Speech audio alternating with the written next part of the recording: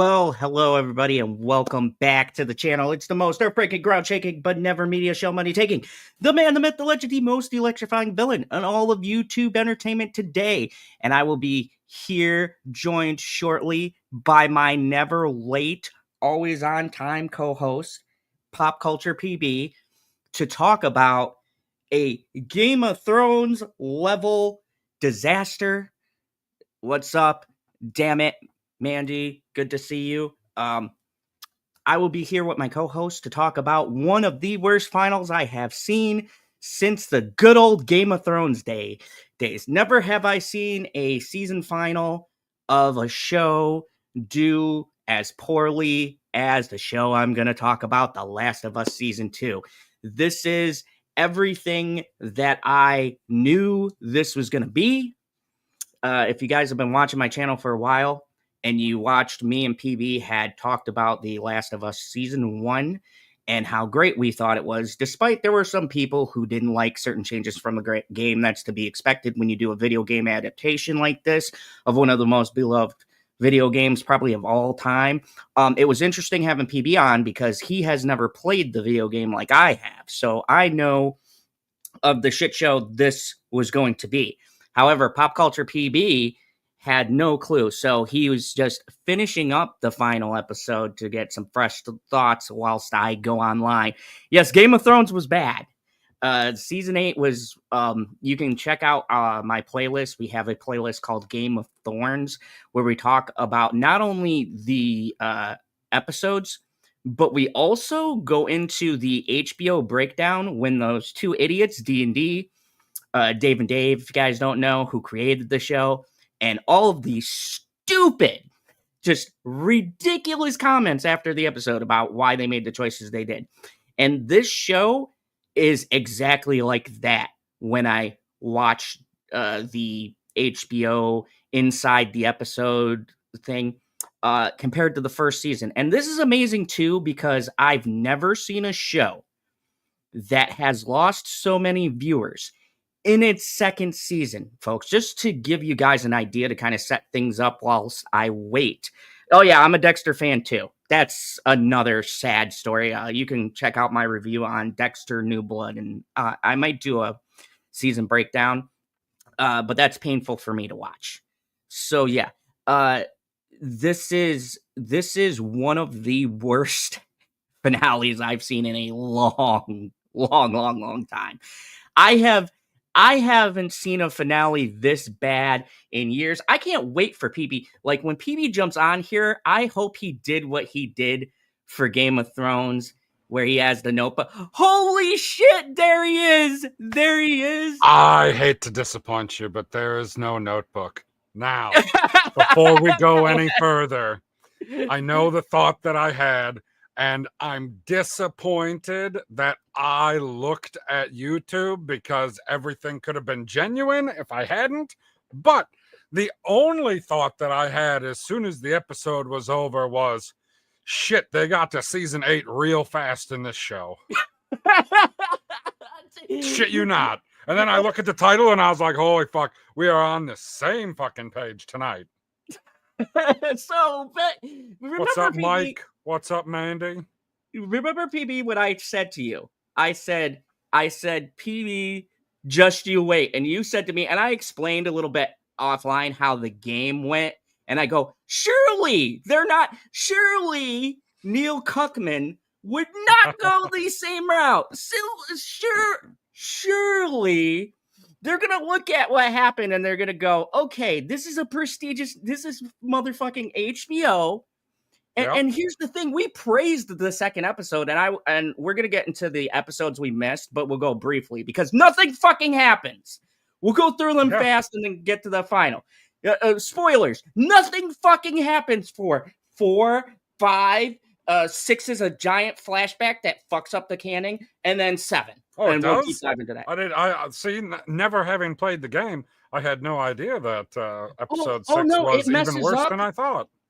No, it messes up the canon even if you haven't played the game because they gave a definitive answer. Remember we said the beauty of not knowing about Joel's choice is that you can pick in your mind, like, was he right? Was he wrong? As a father, you would save your child. Remember, we had this whole discussion, and then the show comes out. Cuckman again strikes and goes, no, no, no, no. Joel was wrong. We want you to think he's a piece of shit. Like everything in that episode. We haven't even gotten started. We're gonna. Okay, so I'm gonna do a lot of ranting tonight. Oh no! As a non-game player, as someone who's coming from a different side of this, where they can't go, oh, you love the video game, which spoilers, and I talked to PB about this, I actually fucking hate part 2. This made me play the game and go, was the game that bad? I think actually this might be a deliberate attempt, okay? Just listen to me, cowboy tinfoil hat for a second.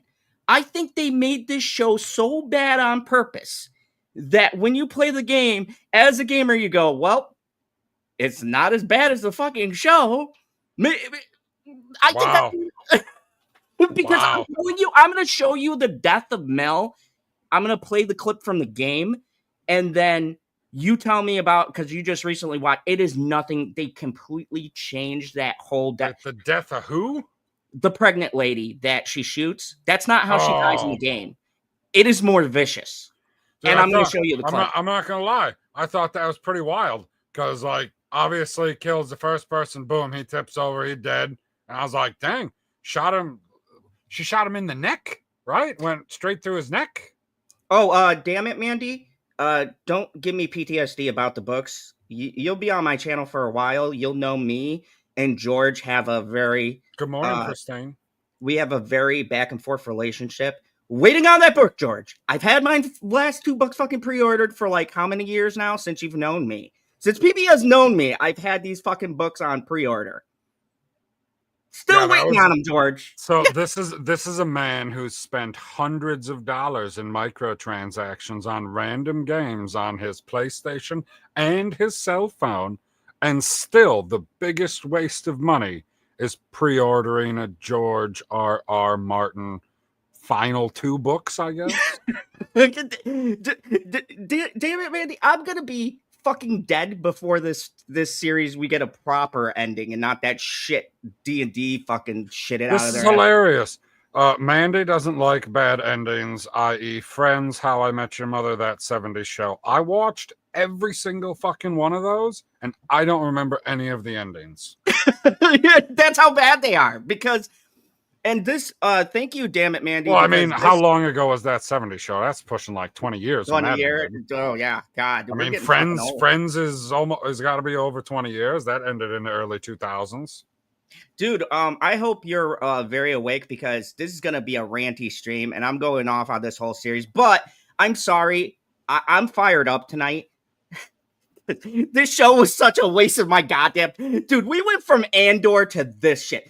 We went from arguably the best show in 2025 to this fucking prestigious HBO fucking... Go get Apple and watch Murderbot. Me and Erica are watching that right now. That might be the second best. What the hell is Murderbot? It has Alexander Skarsgård, Bill Skarsgård's older brother. He plays a Murderbot. He's like a robot who freed himself, and he just wants to watch soaps and not be bothered by humans. And he gets stuck with this crew because he has to pretend like he still has his governor chip.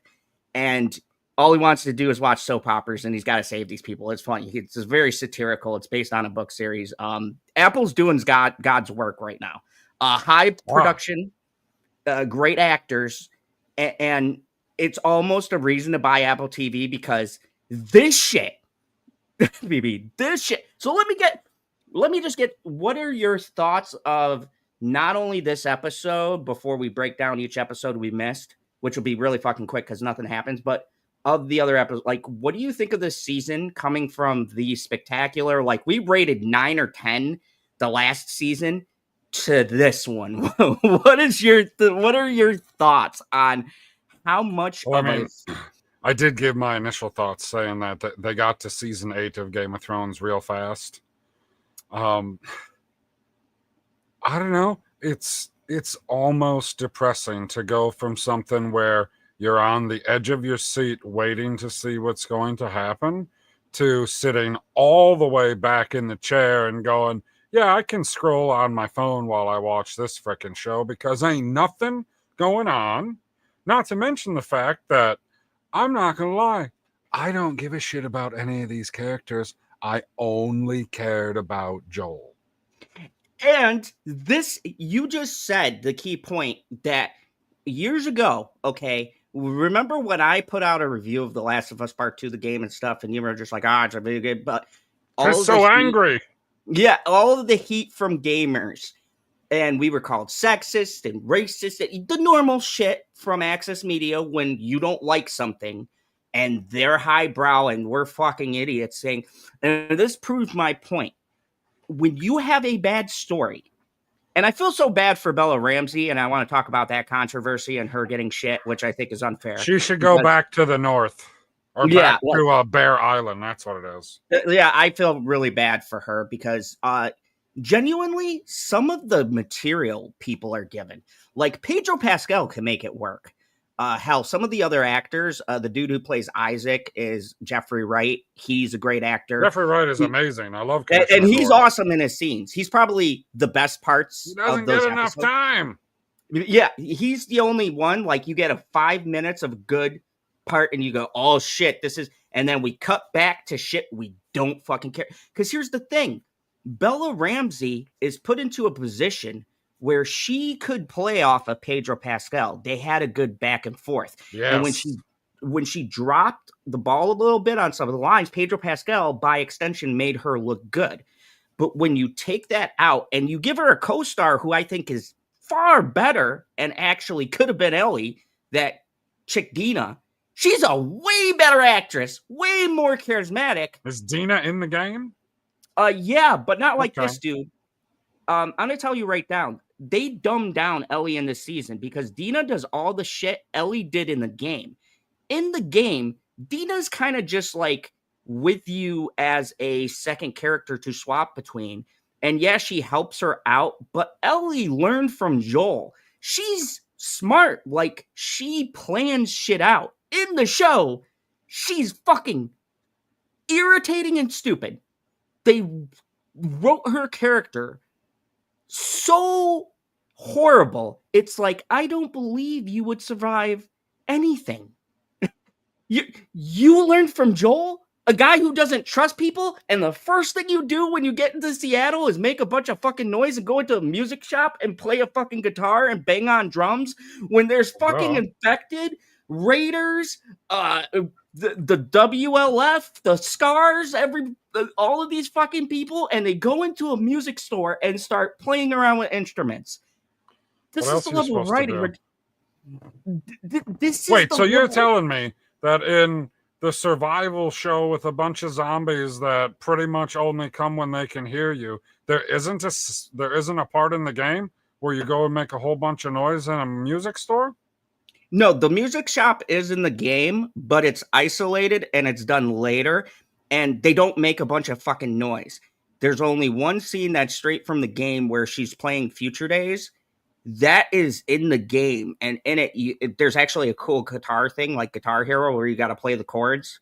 And every time she plays it, and I'll get to why episode 6 sucks, and I have a rant on it separately.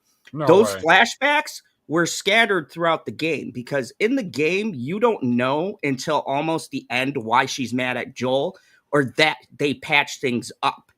You figure that out, spread out through the game. So by the time you get to the very end, the stinger is the day before Joel gets killed, they had made up, and she says that line that's in the show, I am mad at you, but I want to try to forgive you. And that's the last thing she says before he's killed. And it hits hard because you go, oh shit, when they made up and they were about to patch things up was the day he died. So the guilt she's carrying is why she's going out for revenge. Go ahead and read that out loud. So just rewatch The Sopranos. I was going to make a point off of that, saying that even that wasn't bad. I'm sure there's supposed to be more coming of The Last of Us, like guaranteed there's going to be more coming. Yeah, I know that. What I was saying is we could have just cut it off where they cut to black after you hear the gunshot go off, and that could be the end of the show. I'd be satisfied to not have to continue this journey. But I mean, In reality, the only reason I'm still watching anymore is, one, I didn't know that there was going to be an entire episode with flashbacks. That was spectacular for having Pedro Pascal there. I gave it a 3, and I'll tell you why. No, the episode is not good. Yeah. But him on screen in the show is good. Like, that's the important part. I'm just watching to either get more lore on how everything happened, or to watch the epic shit go down, like the next time that the zombies actually fucking attack. That's all I care about now. It's all about moments. I'm going to be honest with you. This might be the most devious plot that Neil Cuckman has ever come up with, and I'm going to be calling him that for the rest of these fucking things, because that's what he is. This might be the most devious plan, because I hated Abby in the game, but when Catherine Dever, the actress, by the way, she's a great fucking actress. When she came on screen, I actually got excited because she can fucking act. And when she's like holding the gun, I was like, dude, you could tell the wide gap between her acting and Bella Ramsey's, unfortunately. And once Interesting, again, because I hear a lot how everybody thinks that Bella Ramsey is such a spectacular actress, especially in this show. Yeah, they're saying that because nobody wants to be mean. Look, I'm not trying to be a dick towards the actress, okay? Yes, you are. I think that she was giving poor direction and even worse lines. Did you get to the one where she goes, I'm going to be a father? No, you're not. Jesse's going to be a father. And not anymore. Yeah, which was hilarious. I was sitting there watching it, and I made that joke, and then she said it, and I was like, you sound serious. I was making a joke because you're lesbians and you literally have nothing to do with the child except for the fact that you're going to be around. And then I read a story on the internet about in California, some woman was with another woman. The other woman was pregnant.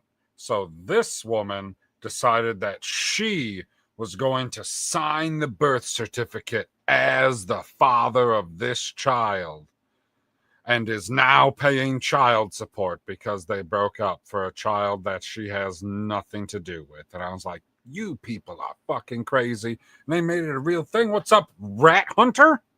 Yep, Mob Rat Hunter. And by the way, shout out to Mob Rat Hunter. Because of him, he did a story, and he actually helped me get some new subscribers here. So thank you. On purpose? You didn't trick him into it? No. He's an awesome guy. Go check out his channel. Definitely a very stand-up dude. So, and I might actually go back and redo some Game of Thrones, because he too was one of the unfortunate people caught up in the shitstorm that was season 8, where we all got duped. Yeah, I feel like you're a war vet if you watch the shows like we did and went through that shit. It's like a badge of honor. You're like, oh my God, we've been through the trenches of terrible television, but this might be the quickest downfall we've ever seen. So let me just breeze through some of the episodes and we'll give quick ratings. The Path, episode 3. This is the one that is after episode 2, Joel's death. And I gotta say, while nothing happens in this episode, unlike the game, and this tricked me, I thought they were gonna actually take my fucking suggestions and fixing it. I thought this was a good episode. We get to see the how Ellie feels. This is the only time you'll ever see emotion for Joel's death, and you'll believe she'll go on a revenge quest, because the rest of the time they're skipping through and happy and fucking fuck Joel in his memory. Anyways, I'll get to that.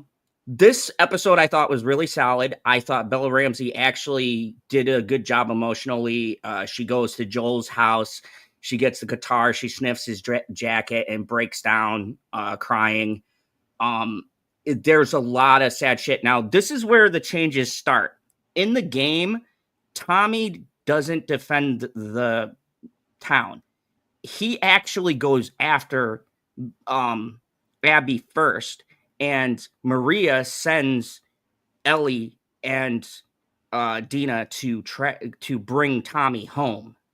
So they kind of switched it to where they went out first and he has to bring them back. I like this change because it makes sense, unlike the game where it's like, yeah, you got to go get the kids, not go fucking fetch an adult as teenagers. Yeah, that never made sense to me. So I was like, cool, they're making good changes. I was being bamboozled. I thought the whole episode was good. It was nice. I don't know if you remember, but what did you think about episode 3? And how they dealt was with boring. It was boring, but I thought, oh, they're gonna pick it up, and it's good to have an episode where we remember the character, right? You just don't go, oh yeah, he died. Fuck off. Let's move it along. Like, unlike the game, they actually gave you a chance to mourn for Joel and see the effect. I don't want to mourn for Joel. I'm pissed. Okay, so you were pissed. But what did you think about like the whole town hall thing and the psychiatrist? I thought it was very appropriate, I guess is the best way I could put it. I wouldn't suspect them to do anything off the cuff. I didn't suspect them that they were going to vote yes. It's like, okay, so the angry girl and the angry old man in town are on the same page. They're not getting on board with that fucking journey. Oh, yeah, I was talking about Mob Rats Exposed. Thank you. But if you're from there, thank you anyways from, coming up and here. Mob anyways, Rats Exposed, Mob Rat Hunter. Are they related? I don't know. Maybe they're... The fact that there's, like, is this a mob of rats? I don't know. You got to watch out for those. Or is it like a mob of snitches? It could be a mob of snitches. Who knows? I mean, we were talking about The Sopranos earlier. So what, episode 3 is just mourning Joel, and then they talk about whether or not they're going to go avenge him, and then they vote no to avenge him, and she's like, that's okay, the old man's going to get me out of town. Okay, they said I'm from there. No, we're not. We aren't related. Okay, good. Anyways, sorry, we get sidetracked here when we're talking about stuff, but that's part of the fun. So this episode, we could be super quick. Nothing really happens. That'll be a theme through most of these. I'm gonna give this a solid rating, even though my numbers won't make sense when I give my final rating because of the ending just drags everything down. But when I originally saw this off the cuff, my original, very hesitant rating was a 6. I didn't think it was average. Talking about episode 3? Yeah. I didn't think it was average because it did something I wanted it to do. I thought they were going in a good direction. Boy, was I fucking wrong. So I also gave episode 3 a 6. Wow. Is this going to be a night where we align? I'm thinking so. Wow.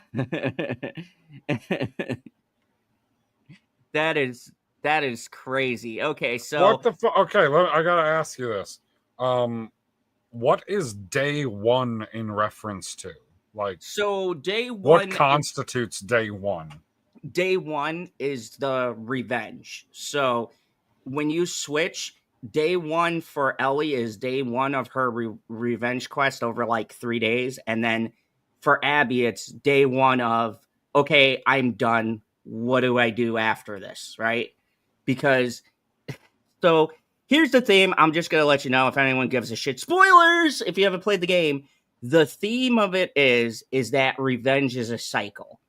Abby killed Joel. So from her perspective, she starts to learn that revenge didn't make her feel different than when she started. She still feels the same. She's doing it wrong.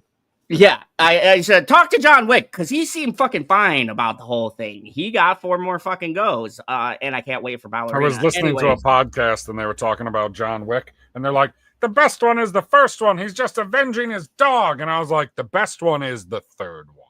Oh, without a doubt. 3 was right. Did you not, whoever I was listening to, I was like, did you not watch the third one? Like, did you check out after number 2? Because you fucking missed it. Like, the third one was amazing. But anyways, yeah, that's how you do revenge well. So this one, is Neil yelling at us for liking revenge. Okay, so Neil's whole point of making this, if you guys don't know, I'm also going to do behind the scenes stuff. So we can break down Neil Cuckman's wacky fucking thinking. He is trying to explain how revenge is a cycle of violence, right? It's circular every time people do it. Now, this could work if the revenge happens and there's consequences. But in the game, nothing happens either. And we'll get to that because I don't want to spoil it for you guys because the ending is fucking bad. But it's supposed to be this thing like, okay, day one, Ellie is going out to do revenge. In the show, it is nothing like the game. It's more brutal. It's more visceral. You're killing fucking dogs. You're killing women and children. You kill fucking babies. It's crazy. And on the opposite end, Abby is trying to figure out her reasons for going on, which when you hear it on paper, that sounds good. You're like, oh, kind of curious. So the villain is trying to figure out, what do I do from here? And she kicked off our hero, who fucking killed the greatest character ever made, Joel. You want him to win. So this could be interesting. Did you just air quote Abby as the hero? No, I air quoted Ellie as the hero. Oh, okay. Because later on, they'll destroy her and fuck up her character, just different from the show. In the show, I'm going to play you a clip from the game. In the show, she doesn't say, I'm going to be a dad, okay? The first words Ellie says when she finds out Dina is pregnant is like, are you fucking kidding me, is what she says. And she goes, what do you mean? And she goes, you think of this as a burden? She goes, yeah, you're a burden. She goes, how am I supposed to kill all these people and you're pregnant? She goes, we can't do this. You have to go. That's what she says to her. And I might be fucking up, but it's something to that. She calls her a burden, basically, and says, like, she's holding her down because Ellie is focused singly on killing these motherfuckers who killed her father figure. In the show, Need to pause I don't know what here. the fuck they were going for. Can I pause you for a moment here? Yeah. I watched the first 2 seasons. Does it get better after that? Of what? Manifest. Actually, I thought it was a pretty good show too. It's pretty strong. Like, do they actually tell a story, or are they doing like what The Last of Us does and just kind of slap an ending on it? Oh no, there's actually a fucking story with characters and purpose. So I know I'm all over the place. So does everything get revealed to me? For the most part, yes. Good enough. Maybe I have to finish it. Yeah, definitely worth. I can tell you, if you went through this, you'll like you'll like that. So let's talk about, speaking of which, because we were talking about day one. I do like what they do with Isaac. I like this whole beginning scene. It's probably one of my favorite parts in this episode because everything else fucking sucks. But what did you think? Episode 4 is the Isaac turn episode. Yeah. So it starts off with Isaac and that terrible joke that they tell. But I do like the part where he walks off. He forms an alliance with the WLF, and he throws the 2 grenades in the thing. Then they cut to 11 years later. I thought it was freaking hilarious that he's like, you come with me. And I was like, holy shit, he saved one guy? Yeah, out of the whole thing. I don't know. And that happens in the game too. I don't know if he saw something. I mean, I wasn't paying close enough attention, but I would guess that he was the one guy in the back who wasn't laughing at all of these terrible stories and jokes. Yeah, that's what I took from it too, was that he was the one guy where he was like, oh, he's serious. I could do something with this man. The rest of the people, I know. Mandy?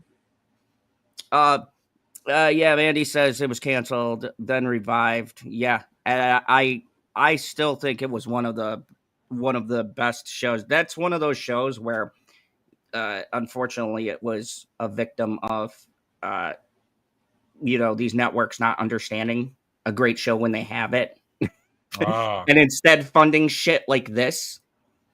Yes, This is ma'am. Oh, I missed her previous question. A woman is happy to be a dad. It's 2025. yeah, that isn't the issue. The issue is how it's delivered, and I'll do game version Oh, versus well, this. you say that that's not an issue. I think both are an issue. Yeah, we'll get What to that. is delivered and how it's delivered is both an issue. So this is also the episode where Ellie and Dina are on their first day. They go into the music store. They make a bunch of fucking noise. Ellie sings "Future Days" to Dina.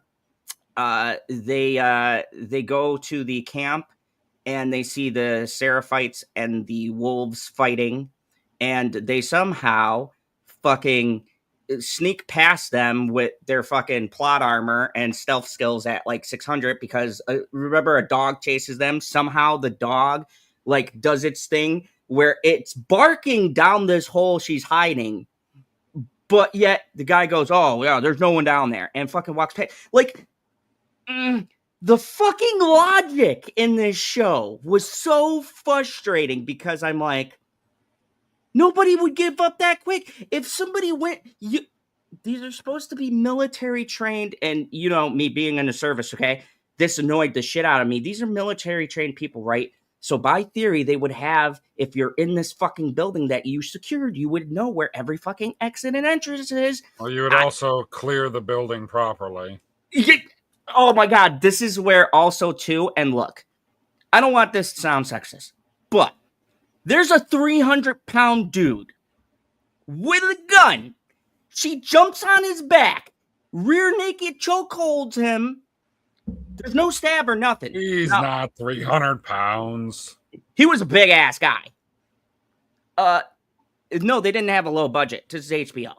This is low budget. Did you see like, the zombie attack?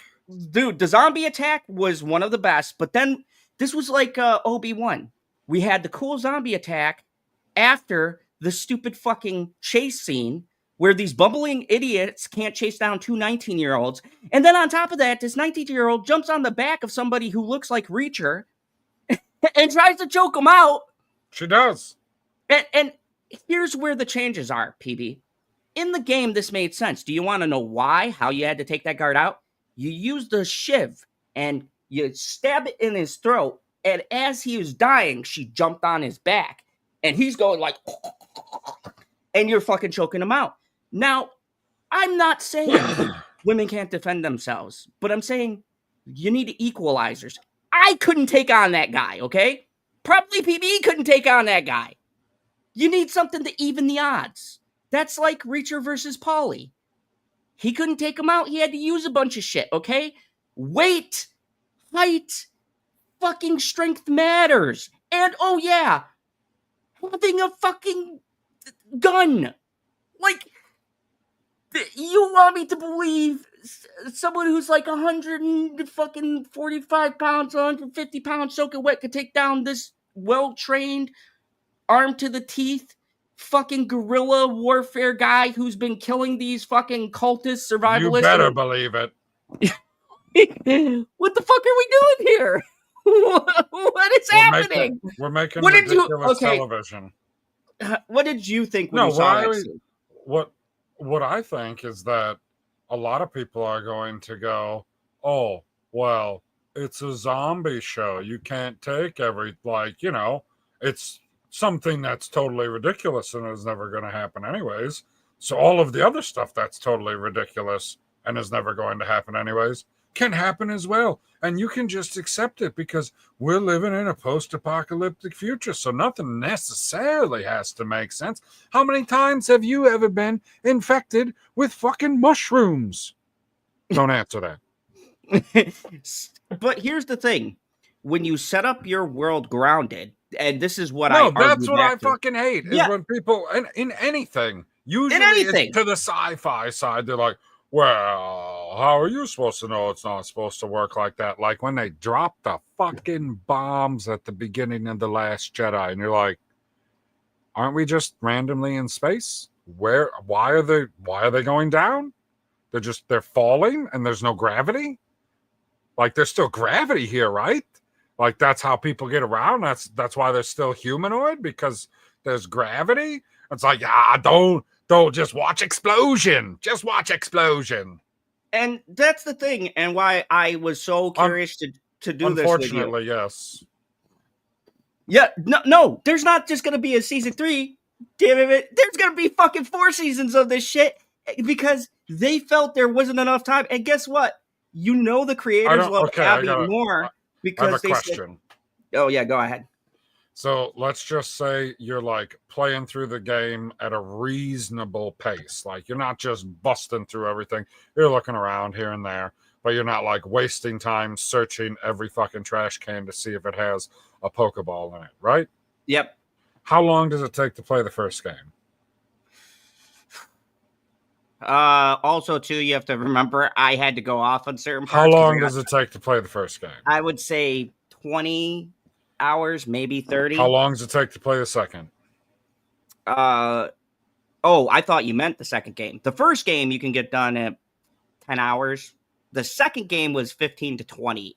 That's if you're doing a completion. I'm just trying to figure out, like, if the first game's 10 hours and the second game is 20 hours, that means that if they can do the first game in 1 season, they can do the second game in 2 seasons. They don't need season 4.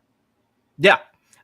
That's because they're giving an extension for Abby, because everybody loves Abby, right? The guy who killed the fucking main character that everybody wants to see a whole season. Fucking okay.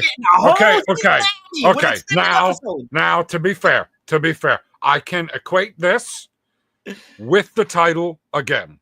So you watch through season 1 of Game of Thrones, and everybody agrees that the main character is Ned Stark. And everyone is terrified because Ned Stark is Sean Bean. And everyone knows what happens to Sean Bean. He dies. Like, that's his thing. That is what Sean Bean does in whatever he is in. He fucking dies. So it's like, well, you know, he's gonna die. Like, the main character is gonna die at some point, and you already know season 2 is coming. Like, it's already on the books. It's on the way, and then he's dead. And you're like, what in the fuck just happened? Now, I'm not going to fucking lie and say that for the next 2 seasons, I believe, I was just waiting for Joffrey to die. I was like, somebody's going to kill this motherfucker somehow. I don't know if it's going to happen in a siege. I don't know if it's going to happen in his bed. I don't know if he's going to go out like his grandfather on the shitter. Nobody knows. But it's all, I was like, somebody's going to get this motherfucker. Somebody is going to get this motherfucker. So I'm not going to lie. The only thing, character-wise, that I'm looking forward to in this show going forward, because I don't give a fuck about all the characters. I care about Joel, which means I want to see when Abby fucking dies. Okay, That's it. Continuing with how terrible this was. One, the bite scene with Ellie. So this is the scene where so much happens, yet so little happens in this episode. Yeah, shows her the arm. So in the game, this made sense. So in the show, she gets bitten and Dina sees her. But in the game, which this doesn't make sense because they introduced spores later in the season, but in the game, they're going through a building with their gas masks on. Ellie's cracks. And so Dina gets panicked and she goes, here, take my mask, we'll share. And she goes, no, you don't understand. She goes, no. And she's going to rip it off. And she takes her hands and goes like this and slaps him down. And she goes, I can't be infected. And Dina just looks at her and she goes, what? And she goes, keep your mask on. I'll explain later. So then they go to the hotel and she explains to her that she can't be infected and stuff like that. And she's still, everything plays out. She still holds the gun to her or whatever. They don't fucking make love after. That happened actually at the weed house. None of that happened. It was just, she doesn't even find out she's pregnant in this scene. I'll show you that clip. They like shoved everything into this episode because nothing happened. I feel like you should be showing these clips now. So let me show you. I don't like have I'm just saying, if we're talking about them now, I feel like this is when they'd be more apt instead of going through everything.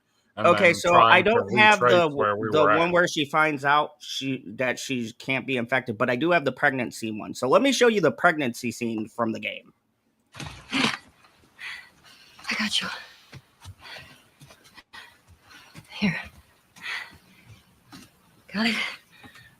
And this is ripped straight out of the show. So this was also when Dina got injured with the arrow. That's why she's limping. So as you can see, they moved that around too. They very much mixed up.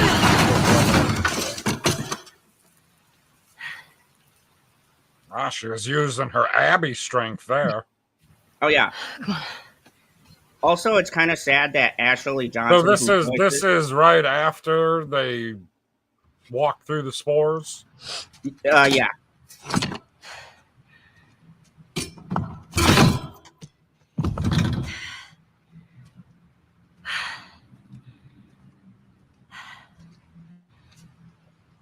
I hate when they do gameplay because it's so hard to get to. Do zombies know how to pull doors open? These ones do. They can. It's fucking. You want to tell me what's going on with you? What's going on with me? Okay. Can you pause for a moment? This is like the first time that I'm getting a good look at both of them at the same time. And I do find it hilarious that they made Ellie less cute with the real character and they made Dina way hotter. Yeah, isn't it wild? Even the casting is wild. And I'm like, this is crazy. The miscast. Carry on. I just saw you breathe spores. Okay. Oh, yeah. I told you. I'm immune.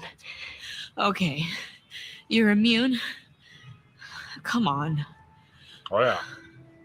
And the acting, come all over your hand. The acting and it from the fucking voice actor is better, way better, infinitely better than Show Ellie. I was bitten a long time ago. The fuck are you talking about? I was bitten and nothing happened.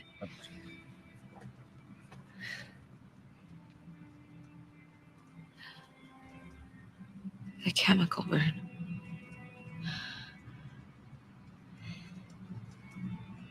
Oh, it was a chemical burn in the game? Yep. She said it was a chemical burn, and that's why her thing was starting off. Didn't she put it on the stove in the show? Yeah, she's gonna say that later. That was bullshit. She's just been using that as an excuse when people ask about the scar. Oh, okay. Yeah, which makes more sense, right? This is crazy. This is crazy. How much it doesn't necessarily make more. If it's still just a lie, it doesn't necessarily make more sense. Yeah, but it's still crazy how much when I go back through and I'm sitting here thinking, man, maybe I shit on this game for like no reason. Like maybe this was a design. Maybe Neil Druckmann did this so that we all realize his game is actually a fucking. You win, Neil Cuckman. It's not. It's not going to make it better. Because so you said you went back and you started playing The Last of Us 2? Yep. Right. You didn't restart playing The Last of Us because you played through it and you loved it. And then you watched season 1 and you loved it. And then you remember playing through the second game and you're like, oh, it's shit. Maybe they'll redeem it with the show. And you're like, wow, they made it worse. And then you're sitting there going, well, is it worse? So you got to go back and play the second game over again. And you're like, shit, it is worse.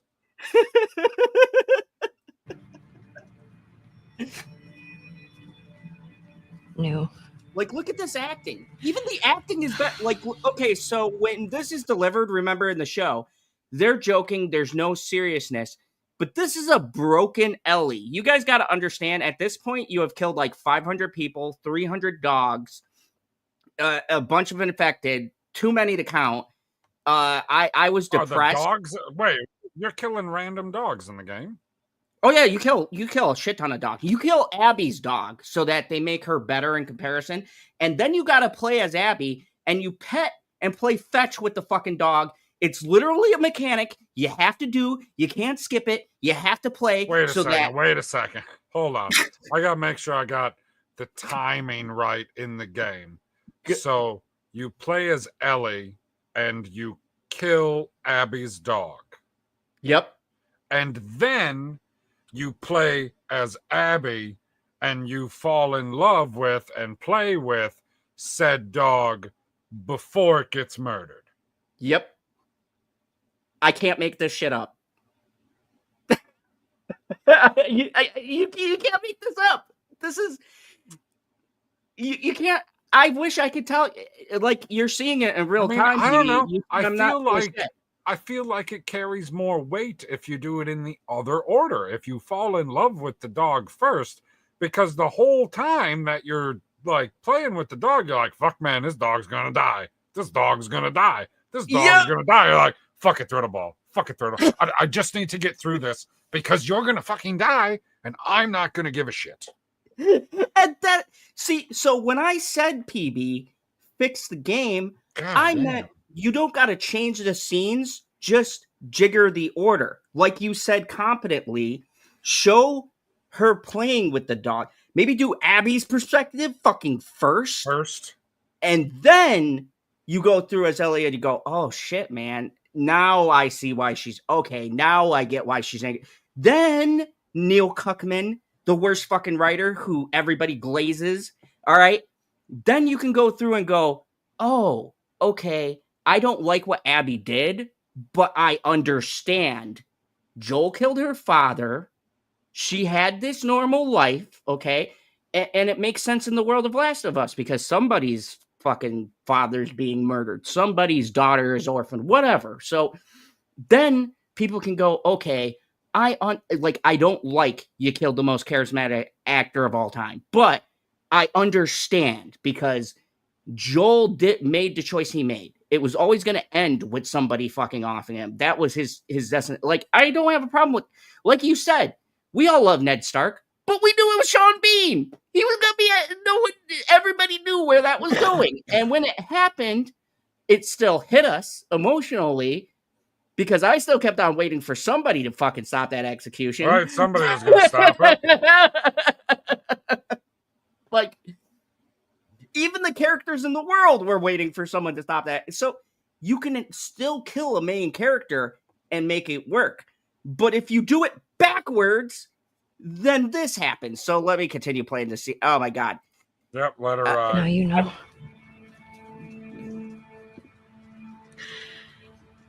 I can't.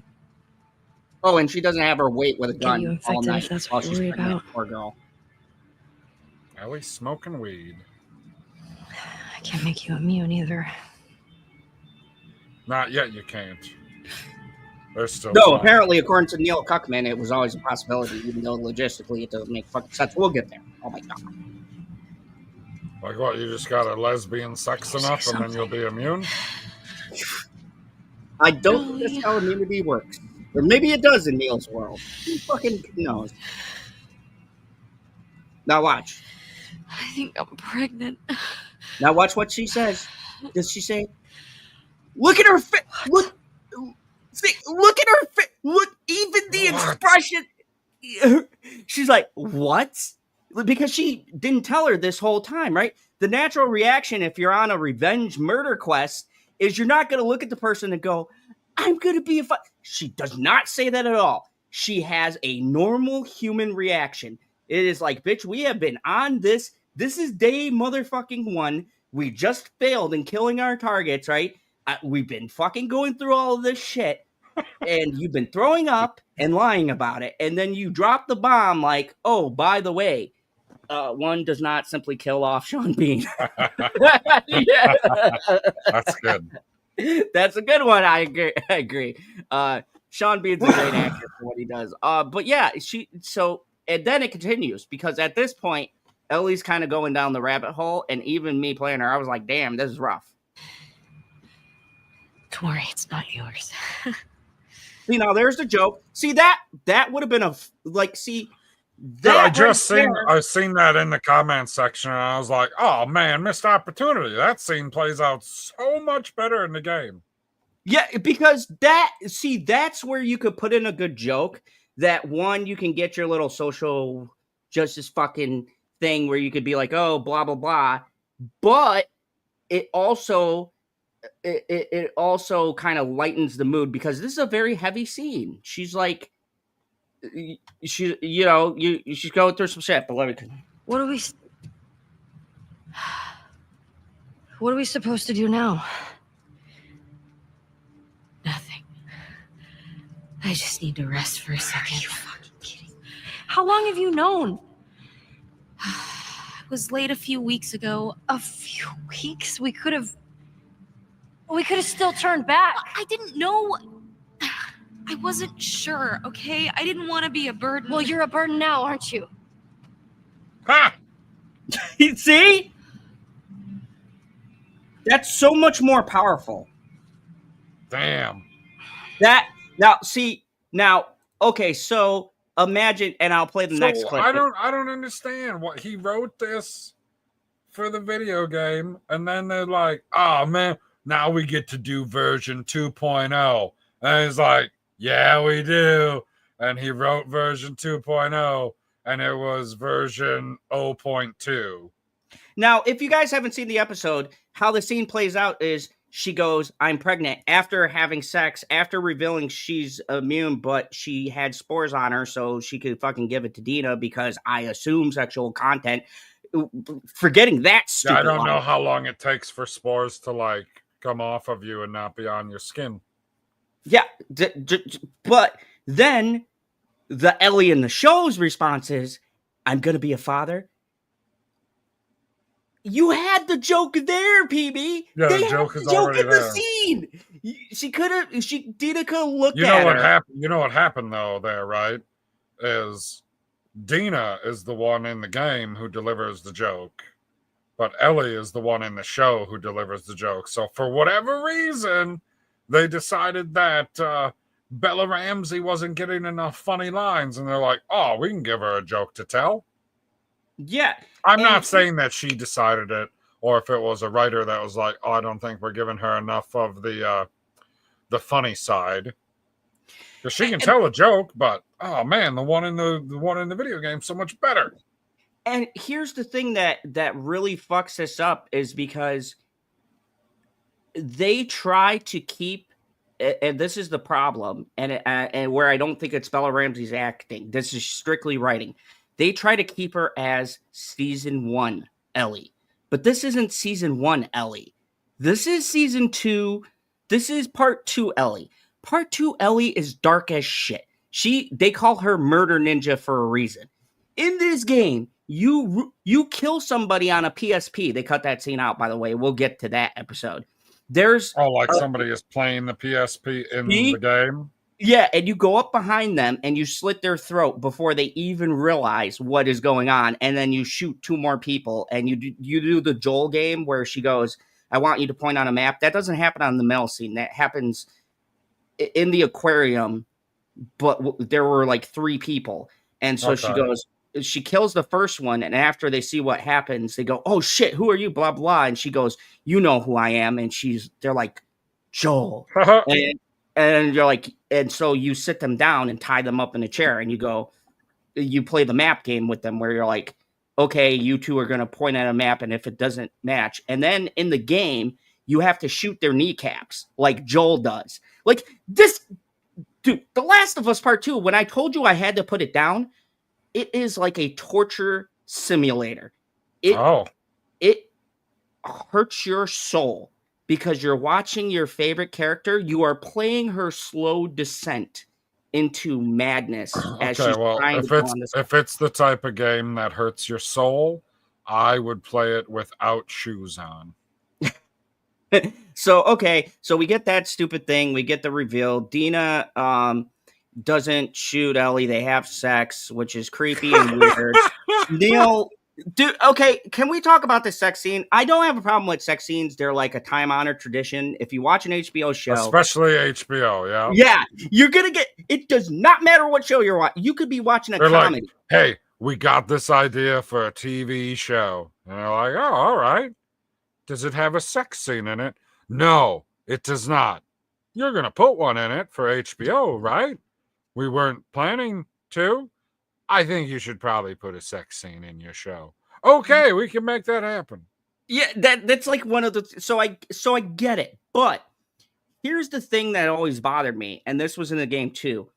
Neil Cuckman has this like weird fetish thing going on where it's not the adults having sex, and people can call me a prude or whatever, but I'm a father. My daughter's about to graduate this weekend, by the way. Congratulations to little Zod. She wants to be a fucking microbiologist, PV. I can't spell that, so good for her. She might actually solve the fucking zombie apocalypse one day. So super proud of her. But so this is like me watching a show, right?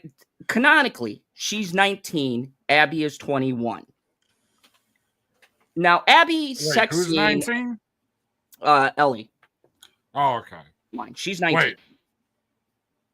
How old is Dina? I assume 19. Like in the show, they don't really tell you people's ages because fuck the secondary characters. They don't matter. You get just enough to know who they are.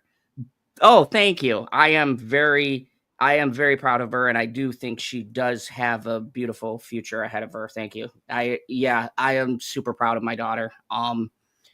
But like, yeah, so and stop me if I'm wrong, PV, or if I'm being a prude, but there's just something so weird to me about two 19-year-olds having sex. Like in Dawson's Creek and shit like that, I wasn't as old as I am right now. You know what I mean? It was like, oh, cool, sex scene. Yeah, who's Joey gonna fuck? You know? There's no sex scenes in Dawson's Creek, guy. Oh, yeah, that bitch Joey. Show. Okay, no. Joey was fucking everybody, okay? She was fucking Pacey. She was fucking Dawson. They had the love triangle. There are no sex scenes. No. They cut away from them, but there's implied sex. There's a lot. That's not what we're talking about, guy. Okay, but what I'm saying is the implication is there. Anyways, what I'm saying is the comparison I'm trying to make is from when I was younger and I got the implication or whether I saw the scenes, right? As I got older, right? I don't like the idea of like these teenagers or just barely adults especially they have like she sticks her fingers in her and stuff. Like, okay, what are we doing here? I don't know. I don't know exactly what we're doing. But I'm not gonna lie. If I would say that I really wish that Stargirl hadn't been made to also go on the CW. But you get what I'm saying, though, right? Like, it should have been made for adults, and then they should have graduated high school and immediately had an orgy. So yeah. You've seen Stargirl, guy. Oh yeah, great show, by the way. That show made me feel dirty watching it. I'm not gonna lie. Was it Dawson's dad banging Dawson's teacher? Yes, that was a storyline. I don't think I ever watched an entire episode of Dawson's Creek. Oh, you missed out, dude. The drama. I don't want to wait for our lives to be over. No, I know the freaking song, guy. Like, everybody knows the song. I wasn't much of a CW person until I started watching One Tree Hill. Oh, see, I was in a... Okay, you know what? Yeah, actually, yeah, that's about for me, too. Dude, One Tree Hill was a banger. Oh, my... And I didn't start it until... What, sometime in season 4 or maybe even at the start of season 5. So technically, I didn't start until right before they did the time jump. So I watched the end of that, and then they had it, I don't know, on Lifetime or Hallmark and one of those stupid channels. Yep. They would play 2 episodes in order every freaking day. So I caught up watching all the old episodes, and I was like, holy shit, Dan did shoot him. I know. Bro, that was maybe I would do a review on that. But anyway, so spoiler alert.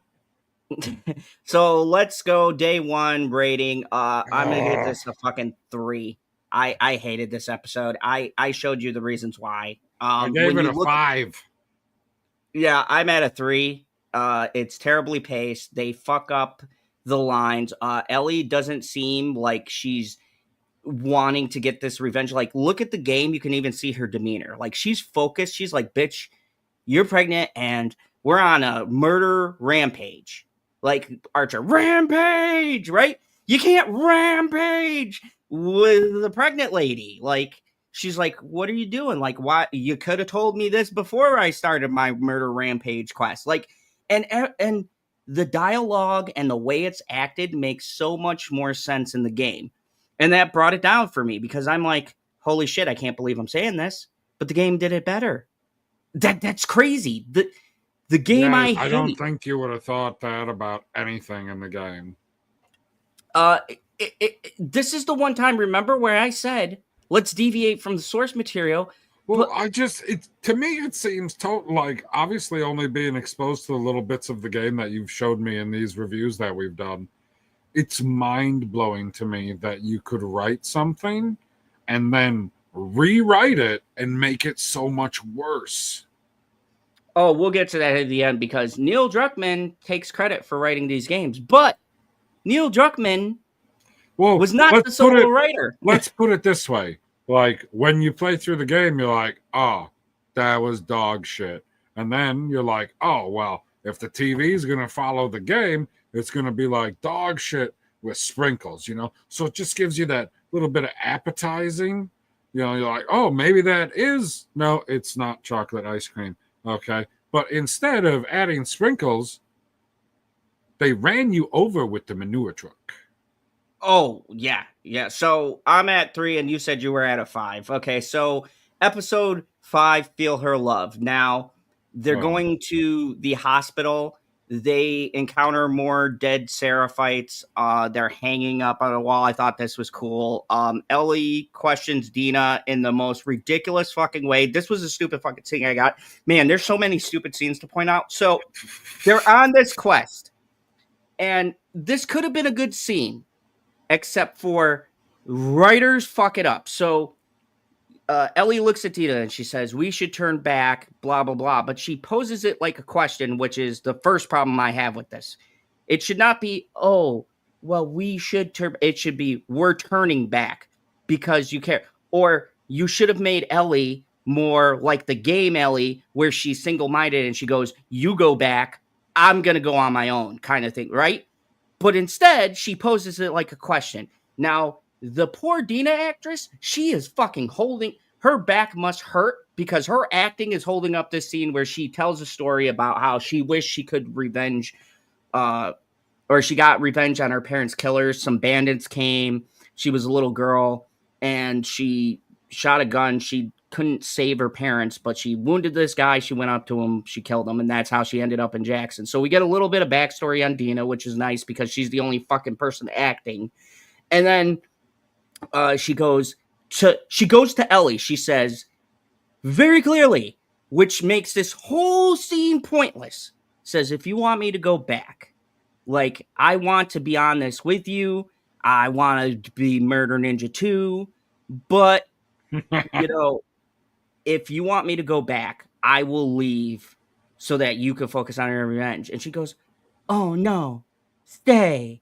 And this is where we enter CW territory, because that is the first thing I thought about is the bad CW shows where they have those arguments that are just there to waste the audience's fucking time. So you have a will they, won't they, are they gonna, like, this is like 4th grade writing. Like, no, PB, try, like, am I being illogical? Does anything make sense in that scene where it's just like, where someone with 2 brain cells would continue with a pregnant lady on a murder rampage?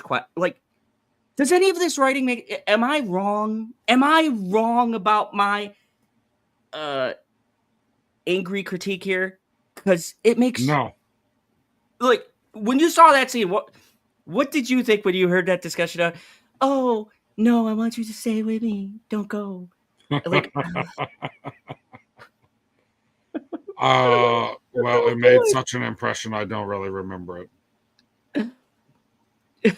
So they pursued the WLF into a park, And this was a cool scene. We see the Seraphites guy. Those are the ones with the cut smile. They disembowel one of the soldiers. I thought that was a pretty cool, gnarly scene. At first, you think the Seraphites are being hunted down by the wolves, and you're like, oh, I feel bad for these guys because they got women and children. But then you kind of see they're a little cultish. This is just like the game. I have no issues with it. They captured a wolf. They hung him, and they gut him from his sternum all the way up and disembowel him. I thought this was a pretty fucking cool scene. I don't really have complaints about it. And then Dina is shot in the leg in the arrow in this episode, where she should have been shot last episode, but that doesn't matter. Finally, the person who is the best character, and we'll get to my thoughts about how they do him dirty, hashtag justice for Jesse, the Asian dude Jesse, who says the only sensible shit in this whole show. He kind of he teleports from out of nowhere, and he grabs them, and he's like, because they're getting surrounded, the Seraphites are whistling, they're in the dark. I thought this whole scene was pretty cool, and they're fucking. No, that's what's disappointing is they make a bunch of cool scenes, but the whole story's dumb. Yeah, so we get this cool scene. It's the middle of the night, and Jesse fucking comes like fucking Superman. At this point, I'm glad to see somebody who can act. And he's like, let's get the fuck out of here. And so Ellie breaks off. She shoots him and says, take Dina and run. And she's going to go in the opposite direction. Then we get another stupid scene where Ellie's hiding. And for some reason, this little fucking ditch that she's hiding in, there's fucking 14 Seraphites surrounding them. And like, they just have to look 2 feet to the right. And they're like, oh, she got away. And I don't know if it's because the whole episode was dumb or dumb things were happening, so I was being harsher. But PB, when I saw this scene, I was just like, who patrols where you're looking for someone who broke into your fucking camp, right? And you're at war with these other people.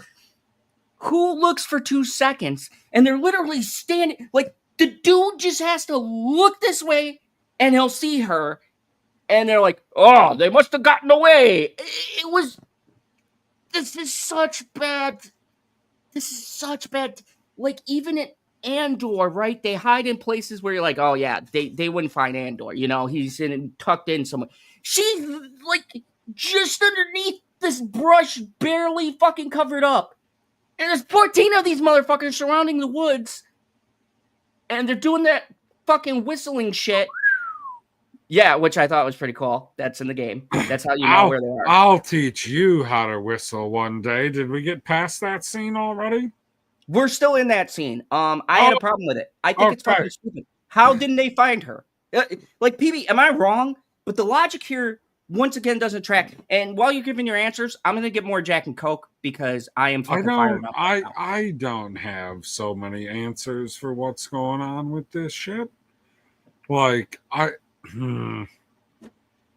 guess after watching all of the episodes that lead up to it, watching somebody do something out of character, and by out of character, I mean, I guess what you would expect, because we don't necessarily know any of these people that are wandering around in the woods and whistling, so we don't know if stuff is in or out of character, but obviously they're like designed for survival in the same way that the soldier, well, maybe not the same, but a similar way that the soldiers are, that you got to be like in control of your space all of the time. And how can you be so close to finding somebody and then just be like, it's good enough? Thank you. I've been wanting to talk to you about Farouk because as I'm watching, I'm getting more and more pissed off, and I'm like, PB's logical. Maybe he's seeing something I'm not. It was the season finale. Yes, we'll get there because oh boy, that's the ultimate slap in the face. But anyways, what we're talking about right now isn't the season finale yet, if that's what you mean. But the season finale is the most recent episode.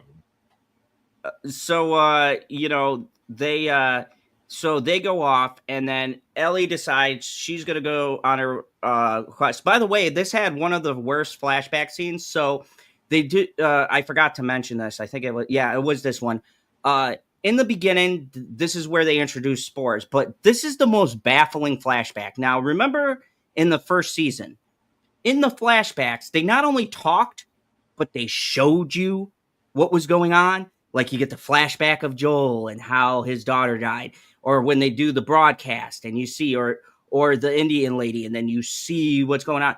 In this one, it's two ladies talking, with this one who has resting bitch face and this other lady who's describing what happened to her son instead of showing us the sun going down, seeing the spores, going, oh shit, and then maybe cut to black so you don't see his fate. And then you go into the credits, and then we go, oh shit, what happened? What is that all about? You know, maybe you show shit in the air, and people are going, hey, what's going on? No, they don't do none of that. These two women just sit in this room, and they fucking talk about the whole event for like a good 15, 20 minutes in the most boring, fucking mind-numbingly stupid way possible. And why I bring this up is because it goes to this scene, because Ellie loses the stupid guards, and surprise, surprise, we're at the fucking place where the hospital where the spores are. Now, she finds Nora, which, by the way, they skipped over two other people who were supposed to be killed at this point. They never showed that. Maybe you'll see it from Abby's perspective next year. But they jump right to Nora, and it's played by that one chick. And in the stupidest fucking... You're talking about the black chick that she's like chasing down? Okay, we gotta talk. This is so mind-numbingly... Oh my god. So, first off, she sees her, she has the gun pointed, and she does like this police thing where she says, stop right there! And I'm like, what's... No. Damn it, Mandy. This isn't the season final yet. It fucking gets... This is like one more episode, and then you get the penultimate episode, and then the season final. It's just... We gotta highlight how bad this is. So... I'm going to bring up the game version, but just tell me what you thought about the Nora scene. And I'm going to bring up how it happens in the game so we could get a comparison. Because how it happens in the show is fucking so mind-numbingly stupid. Like, it's done the same way, but worse. That she's like, oh, the only way I can get away from this girl is if I go into the only part of this building that I shouldn't go into, because it's going to kill me. Is that what you're talking about? Yes. Is dumb. It was so incredibly fucking dumb. Especially in the sense, like, what was the plan? Like, you know that there's spores in there, so you're essentially sacrificing yourself to take her out too? Like, was that the plan? Because it definitely didn't seem like the plan. Seemed like she panicked into the room and was like, it's too fucking late now. So season 1 was amazing, and season 2 was a letdown. Saying that it's a letdown is holy fuck, man. Saying it's a letdown is like saying the Last Jedi was a disappointment. I mean, I was gonna say it's like watching Andor and then watching Book of Boba Fett. Yeah, where you go, what the fuck just happened? So here's how it plays out in the game. And now we know... Ellie brutally kills Nora. Oh. Yes. So first off, just so you know, she found her and planned this out. It was not Dina in the game. And it happens the way it does in the show. The Seraphites surround them, but you don't hide in a stupid fucking place anyway. Wait, so Ellie has intelligence in the game? Oh, yeah. They really make it seem like it really makes it in the show, they make it seem like her only skill that she has is killing people. Oh, yeah. Keep in mind, too, this is the person that Joel trained that was with one of the most badass survivors. And in the show, it makes it look like she didn't learn a goddamn thing. But we'll get to the flashback episode, because, boy, I got a lot to say about that, too. Don't scream. Put that shit down.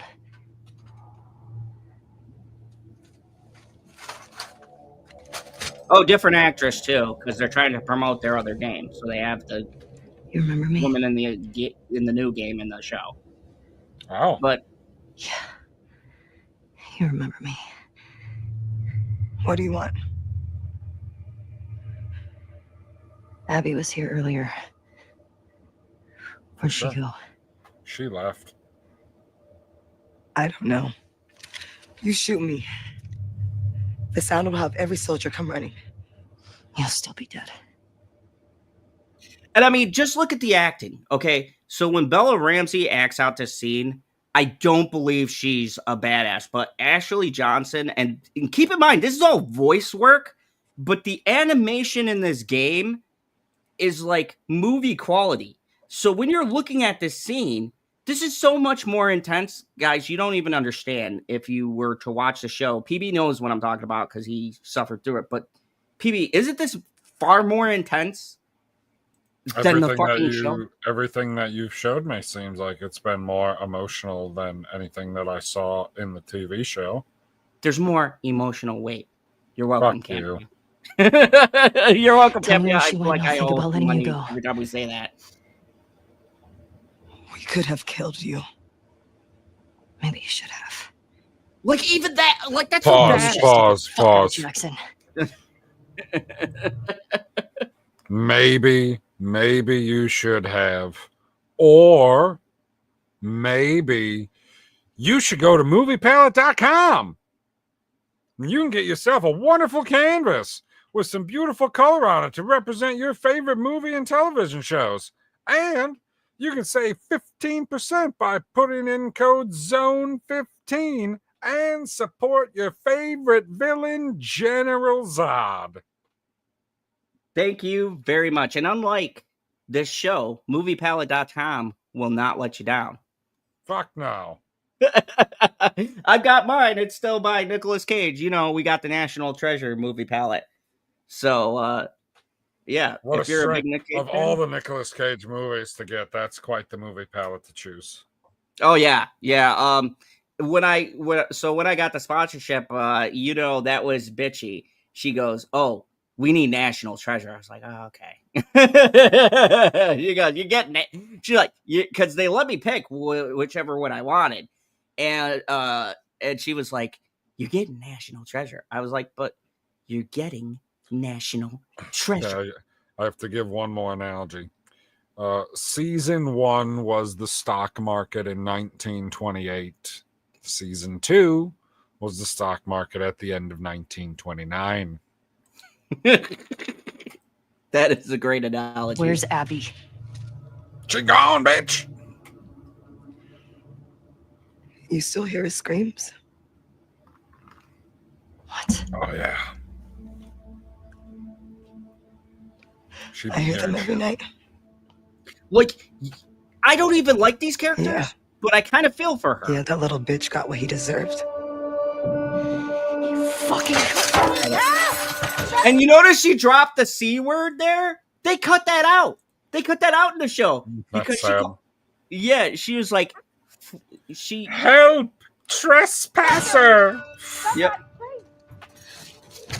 Okay, maybe I'll skip over this whole, like... Oh, then you gotta play a little bit of active game. Yep. You gotta chase a bitch. Damn it! Look at how much more exciting this is. They could have did this in the show. Folks, just so you know, this shit doesn't happen in the show.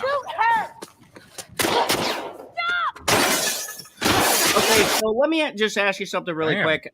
I gotta pause it just so I get copyright claim because Naughty Dog is copyrighting videos. But like seeing this, I feel like they could have recreated this, even though this is gameplay, shot for shot, and it would have been so much more exciting than the scene we got because they just like jump. She doesn't face anybody chasing after her. She just kind of gets to The real question is, like, if we want to recreate stuff from the video game, when are we going to make a real industrial 3D printer and just print this motherfucker? That's like, but like, PB, wouldn't have this been exciting to put in the show? Yeah, keep going. Oh, this scene is hard too. I got shot so many fucking times trying to pursue her. Let me just catch a bitch real quick. Flashlight on. Yeah, I ran into A little bit lost. Oh. Got you! So like, Dude, even what she's Nora saying- seems to have so many options, and she's just going closer and closer to where the spores are. And here's the thing about this scene, too, that I want to bring up. And people brought up a good point with this in the show.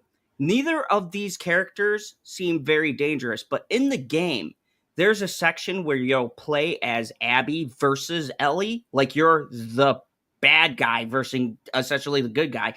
And when you change that perspective, that actually works because Ellie is so fucking terrifying because she's laying traps and she's fucking hunting you.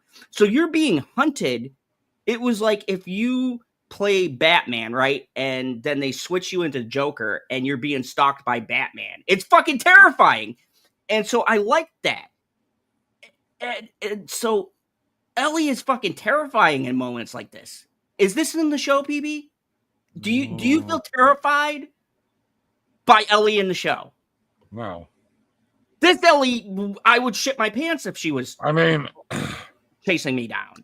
in the sense that she's a little bit of a loose cannon and you don't know exactly what's going to happen, but you can almost guarantee it's going to include violence. Oh, yeah. This game, Ellie? That's the thing. You don't know what she's going to do, but you know what she's going to do. You know it's like, you know you're not going to like it.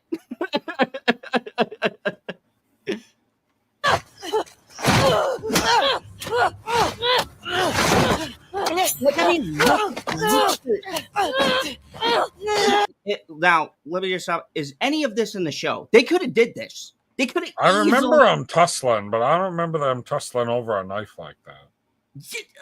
That's what I'm saying. Hey, bitchy. Hey, my love. This is what I'm saying. In the game, and even Bitchy knows because she watched my face as I'm playing the game and I'm sinking into depression, right?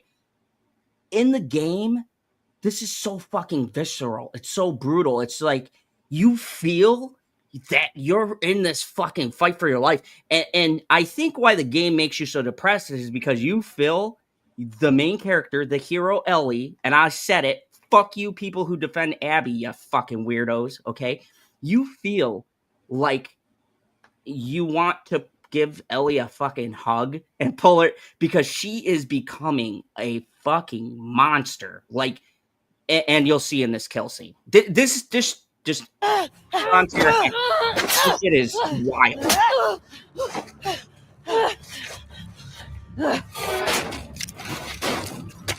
And I went through this whole scene because I really have to stress how the show fucking they like to run this. Like, look at that. Like, look at that. You don't get that in the show. There's people chasing her. Like, in the game, it's more realistic because as you're running through, you're fucking dodging people who are trying to shoot you because this bitch has just yelled. And even what she does to get away makes more sense than in the show. Like, she throws some chemicals in her face or something. I'm like, that's chemical. Like, what chemical? That could seriously damage her. Never mind. Anyway. So. Throw down your weapon! I was like, oh, no. Wait. You put down my weapon. Back up! Put your gun down. Like, look at Like, TV. Let me just stop right there. How fucking cool would this have been? I don't remember this in the show at all. They cut this. That's what I'm saying. Like, how fucking cool.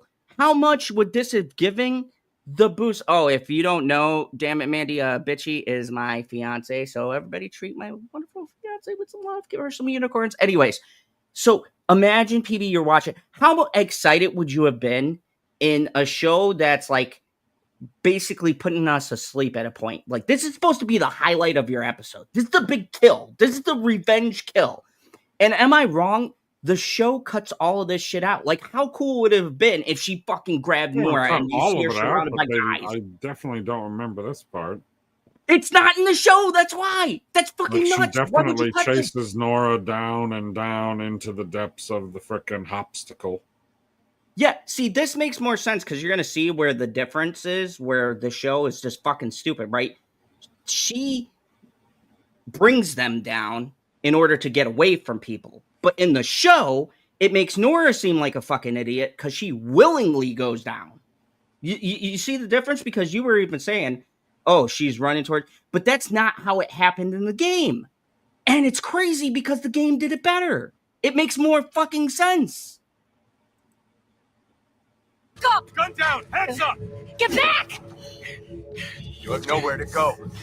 And she was like, oh, I do.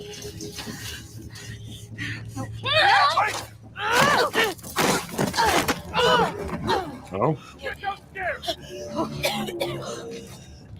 Now, you see Where already... did they just fall from?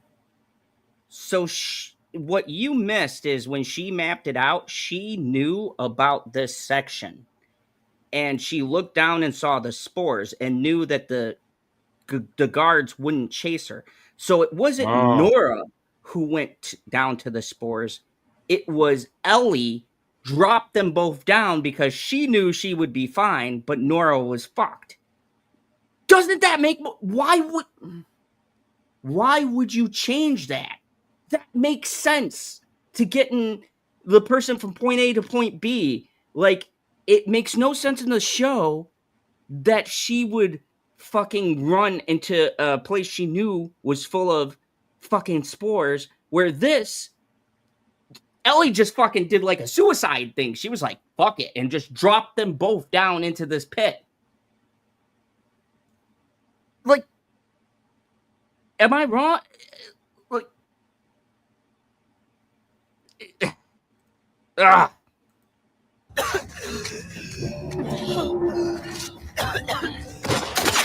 Take her out!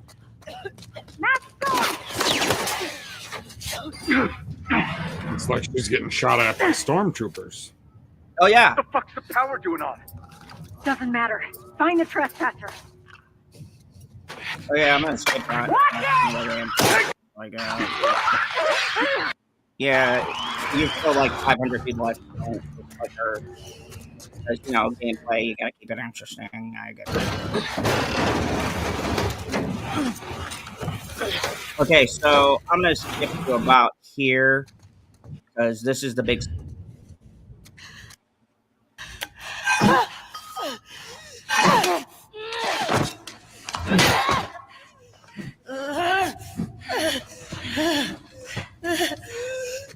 So, like, I mean, even in the game, like, look, you can tell her arm is, like, Where's Abby? Before she starts feeding her, she already broke her arm. You're breathing spores.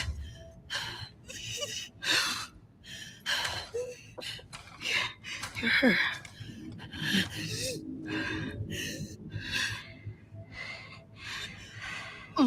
You firefly?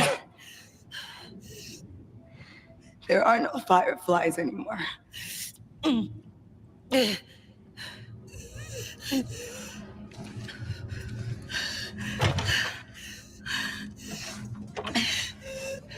Where's Abby?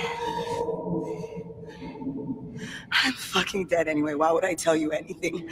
See, that was cut because that makes sense. Why would she tell her anything if she's gonna die anyways? That's another fucking plot hole that's created when they didn't follow the events that happened. Because, yeah, she wouldn't say anything unless, you know, Ellie does what she does. Because I can make it quick. Or I can make it so much worse. Like, that line is so much better delivered like that. Think about what he did. How many people are dead because of him? Last chance. A lot. I'm not giving up, my friend.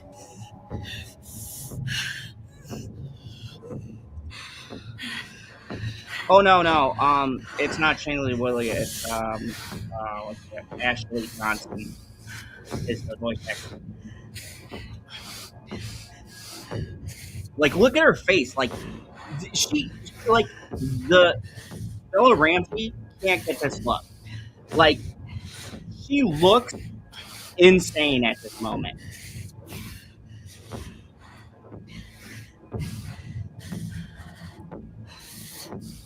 Like, that is terrifying. And they pause, they show you her anger, she's like getting up the nerve to fuck her up. And this is a very uncomfortable scene to play because they make you like sit here and you have to choose. Clearly this person doesn't wanna like beat the shit out of her.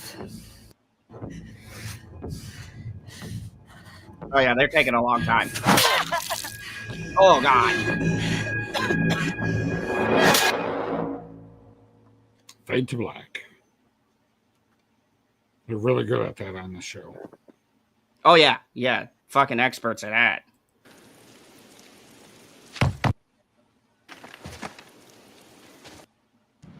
And then there's where Tommy and Dina and them meet up. But like, okay, so you see the main difference and my issue with that scene as opposed to how the fucking show just fucking speed ran that whole thing.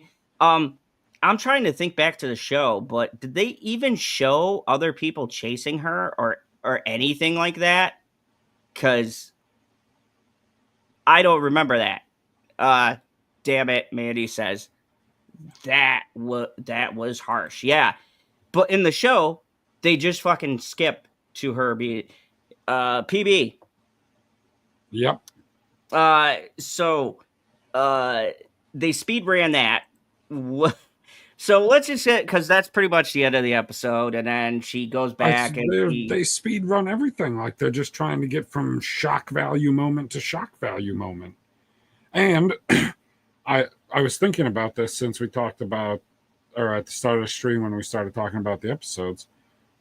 It seems like nothing happens because the entire thing is essentially one minor incursion, and we don't learn anything new, but other characters learn stuff about other characters. Like, we already knew that she was pregnant, and then she reveals it to everyone else. You're like, oh, okay. Yeah, it's... Oh, and by the way, the last two episodes are written by Neil Cuckman and Haley Gross, who is also the game story writer who put together this fucking shitty thing. But this one was by Stephanie Williams. So yeah, this episode I'm giving a fucking 3 because you just seen the reason why. It was terrible. Nothing happened, and then what we get is a speed ran fucking inferior version of that whole scene. Like, that's supposed to be like when you're on a revenge quest, it's just like picture John Wick 1, right? We're waiting for Theon Greyjoy to get fucking murdered. And then they just cut to him shooting him in the head. And you don't see any of the other shit in between. And you're like, wait, what the fuck just happened? PB, what did you think of this episode? What's your rating? I'm pretty sure I gave it a 6. Oh, you were more generous than me. Talking about episode 5, right? Yeah. Yeah, I gave it a 6. Okay, so obviously I am grading on a curve because you've seen that, but knowing that information, does that change your rating? I could probably drop it to a 5.5. I'd be fair. That's fair. Okay, so the episode Everyone Glazes that I have the biggest problem with, episode 6. Well, it is the best episode. Theoretically, yes, but I'll tell you my issues and how it fucks up the whole story. Well, hopefully I stay awake. So episode 6, The Price. This is the Joel episode. Pedro Pascal returns. Now, I just want to highlight everything with Pedro Pascal is good, but my main issue comes at the end of the episode. That's my only real issue, and I'll tell you my reasons I don't like this, because they do the porch scene. First of all, the porch scene in the episode doesn't come until the end of the game. They put all of the flashbacks with Joel in this one episode. They are spread out through the course of the 20-hour game, so you get little by little on what happened between Joel and Ellie. In this, they crammed every fucking thing in this one episode. It's recreated. There's not much for me to say, but it's recreated faithfully. But my main issue is the ending. This is the biggest change. So on the porch, right? The big porch scene, it's moving or whatever. Joel says that they could have made a cure. This is not in the game at all. This was added by Neil Druckmann specifically. This is fucking stupid. And I gave this episode a fucking 2 because yeah, but just hear me out. They ruined the whole concept of this show. The point of The Last of Us in season 1, we were supposed to debate, was Joel right or wrong? You know, what side do you fall on? If you're a father protecting your daughter, right? And they try to save it, where they were like, oh, he says, I would have made the same choices all over again, right? But Right. he says, and this is my biggest issue, he says they could have made a cure. Bull fucking shit. Bullshit. They said in season 1, this goes against season 1 and what we learned. Remember, they said there was a chance they could make a cure. The fucking head of the Fireflies, Marlene, remember in the episode at the hospital, she says there is a high chance that Ellie could make a cure, but it would kill her. Now, how do you go back and retcon that just to make Joel look like a piece of shit? And the fucking things they added with Joel comes in and Ellie's getting a tattoo and she's with a girl. And he goes, we'll talk about this when you're more like yourself. And they try to imply like Joel's being fucking a homophobe in this episode because she's like, oh, you know, you're doing everything all at once. Like, the character assassination in this episode is real. Like, how did you take that? Because I was just like, I see what you're doing. They're like actively trying so hard to make Joel look like a piece of shit. And you can't because of the first season. What was your favorite scenes? What did you rate this? I gave this a fucking 2. This was the worst character assassination since fucking Star Wars. They didn't necessarily assassinate the characters the way that I knew them. And I liked having Pedro back on screen. I gave it a 7. Okay, I gave this a 2 because of I didn't see the glaring mistakes that you saw, but I also may not have been exclusively paying attention to the episode. Okay, so let me ask you with the debate of making a cure, do you think that putting out a definitive answer like that, doesn't it kind of feel like a giant contradiction? Because you're saying, like, they're basically saying that they could have made a cure, but in the real world, and especially in a post-apocalyptic fucking world, you're telling me, first off, there's one scientist who's cracked the code. Okay, maybe I can buy that. But you're telling me it was definite.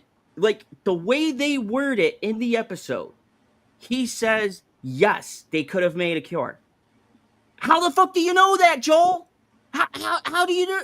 Like, you've seen the same show I saw, right? Do you remember them saying that they could have definitively made a cure if she would have sacrificed herself?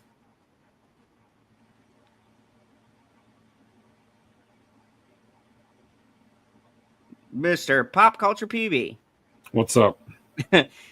So the last conversation I wanted to know, do you agree? Do you think that it felt like it was added when he said, oh, they could have made a cure? Because they answer it flat out. She goes, could they have made a cure? He goes, yes. Bullshit. Bull fucking shit. They couldn't make a cure for fucking COVID. You're telling me they're going to make a fucking cure for cordyceps? Like, that would be a bad move. Like, unless you can figure out a way to weaponize them while you're in your hazmat suit. And then, even if they made a cure, people would have used it for leverage or whatever else. So, 2. This episode was a fucking 2. So, let's get to the worst episode yet, the season finale. Nothing happens. The death scene doesn't go how it's supposed to go. And then the best fucking character in the world, fucking Jesse, gets fucking killed. That happens in the game exactly like that. But then I found myself going, holy fucking shit. I can't believe this, but wow. Abby's back. Yay! Like, you hear a bang, it cuts the black, it says day one, and guess whose perspective we're looking from? So let me get what was your like? Okay, I thought it was just gonna end when it cut to black, and I was like, "Oh, Soprano style." So what did you think when you saw day one and then you saw Abby? Like, what was your thought? I was confused. I was like, "So is this day one after she just fucking killed her?" And I was like, "No, I guess it's got to be day one from whenever Ellie was doing day one." Which, that's not confusing at all. So now there's going to be no Bella Ramsey next year, no Pedro Pascal. You're just going to be following the Mary Murder Plan. And one more thing I got to show you is the death of Mel. So in the show, she shoots her. It's supposed to be this big emotional thing. But that is, they try to get sympathy, but this scene plays very differently in the game. So in the show, they get into this room, she finds them, blah, blah, blah. So this is how the death scene, and then she finds out she's pregnant, of course, after the murder rampage. She chose this. I'm not fucking going there. Then don't. Go back. Once again, here's my other problem. Why are all these people having pregnant women while they're trying to do all, like, this makes no sense to me if you're running a military outfit. Why would you have someone who's pregnant and showing in your main command force? Like, I don't...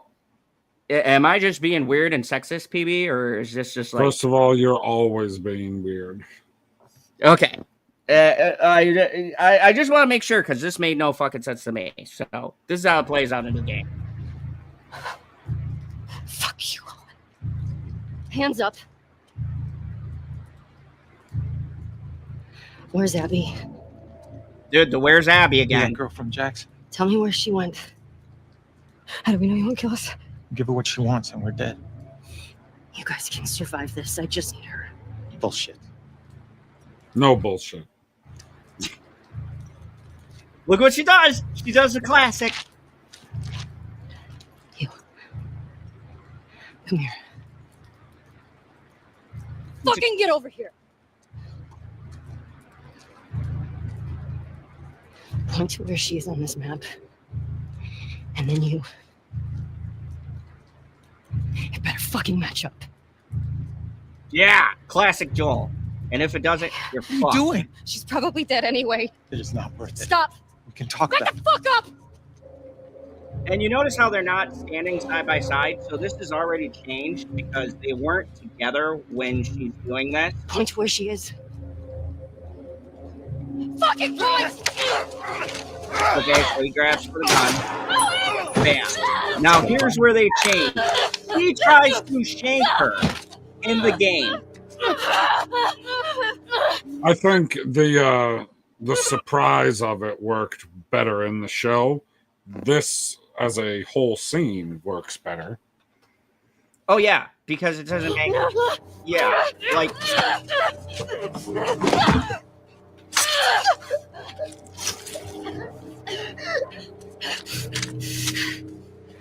And she kills her with a knife, which is, to me, more brutal. You mean kills More them? evidence. Oh yeah, kills them. Ah, Fuck is she?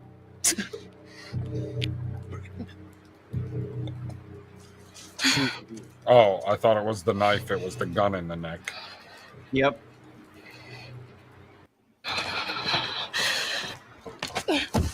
And then she finds out that she's pregnant. And to me, this hits harder because you're like, she's wearing the big jacket. This even took me by surprise, where I was kind of like, oh man, you. And even the look at. Whoa, whoa, whoa, whoa, whoa. Hey. And this is where you find Tommy. Oh. That guy kind of looks like It's all Joel. right. Come on, let's go. They are brothers. Let's But go. yeah. The Well, joke see- guy. But see, that to me hits So much better. that hits so much harder because this is the point in the game, and it makes sense for the Switch because this is the point in the game where you finally feel you've crossed the line. And even as a player, like when I got to this PB, I had to stop playing because I'm like sitting here going, fuck, I just killed a pregnant lady. What? I can't do this. Like, you stab her in the neck with a knife. And this is an HBO show, and my thing is, why are you sanitizing this? That's not how it happened. If you want to, like, okay, let me ask you this. Yes, you were shocked, but do you think it hits emotionally harder with her doing the stabbing feels more visceral? It feels more like, it made me feel dirty because you're playing it, and I'm like, oh God. And I was sitting there with Ellie going, oh God, I just killed I'm going to hell. I just killed a pregnant lady. Ellie, you gotta go home.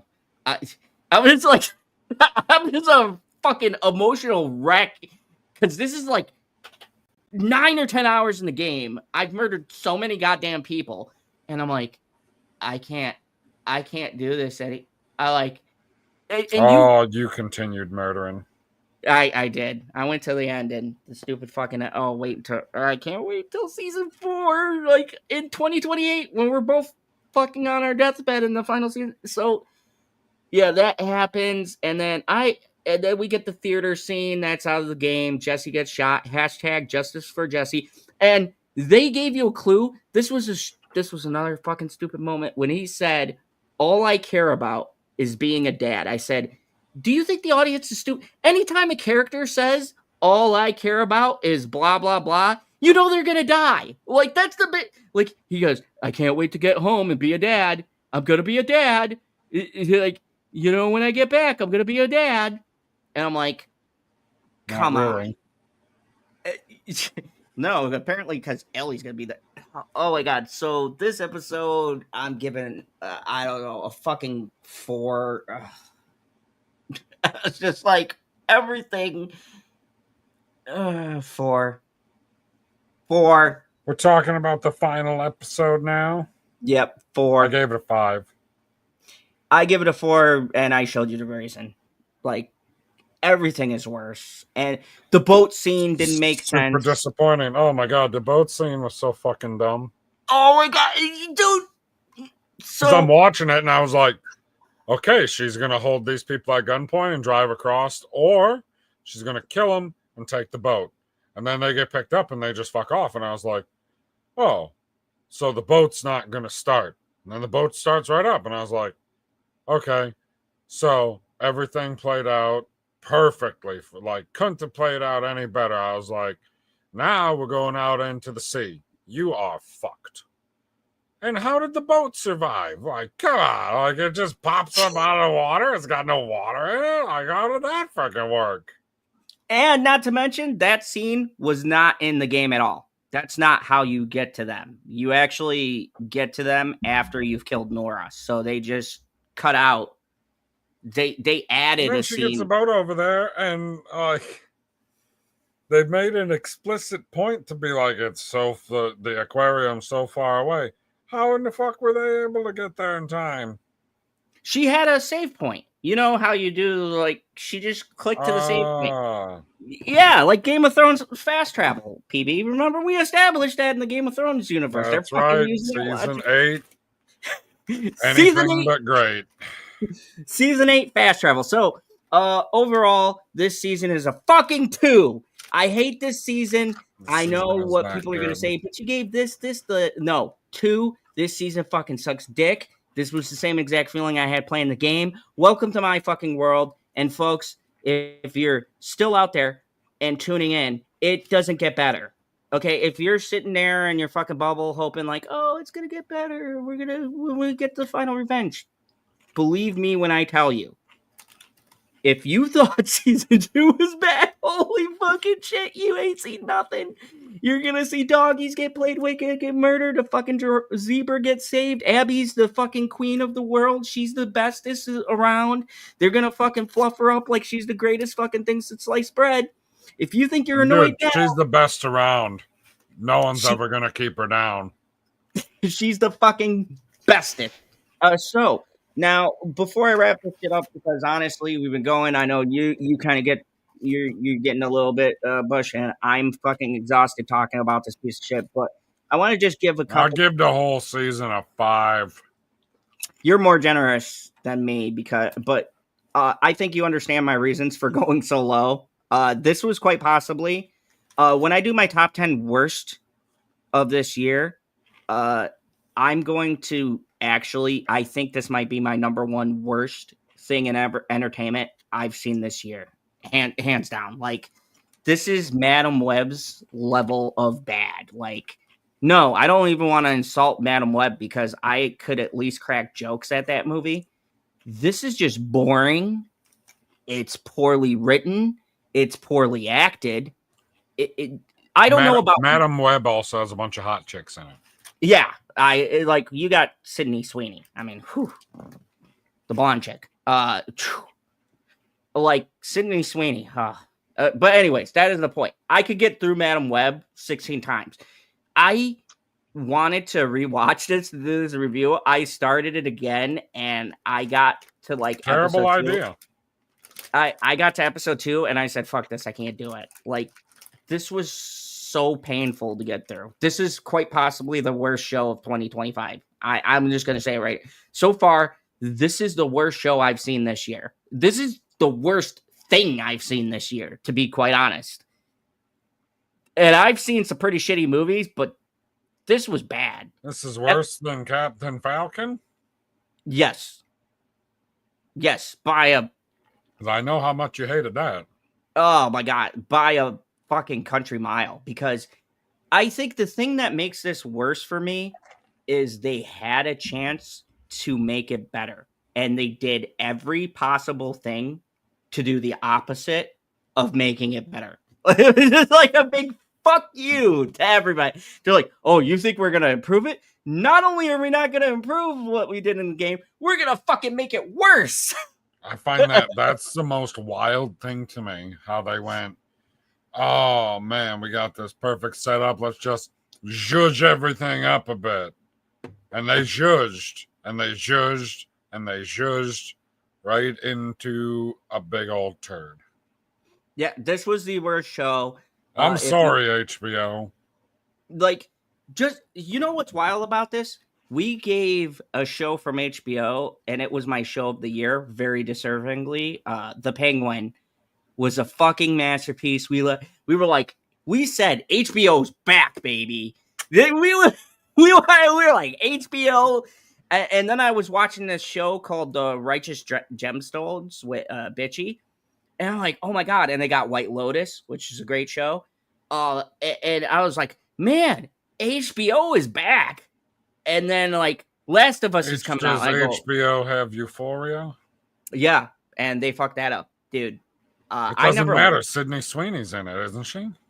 Only in the first 2 seasons. She's not in That's the all you gotta watch.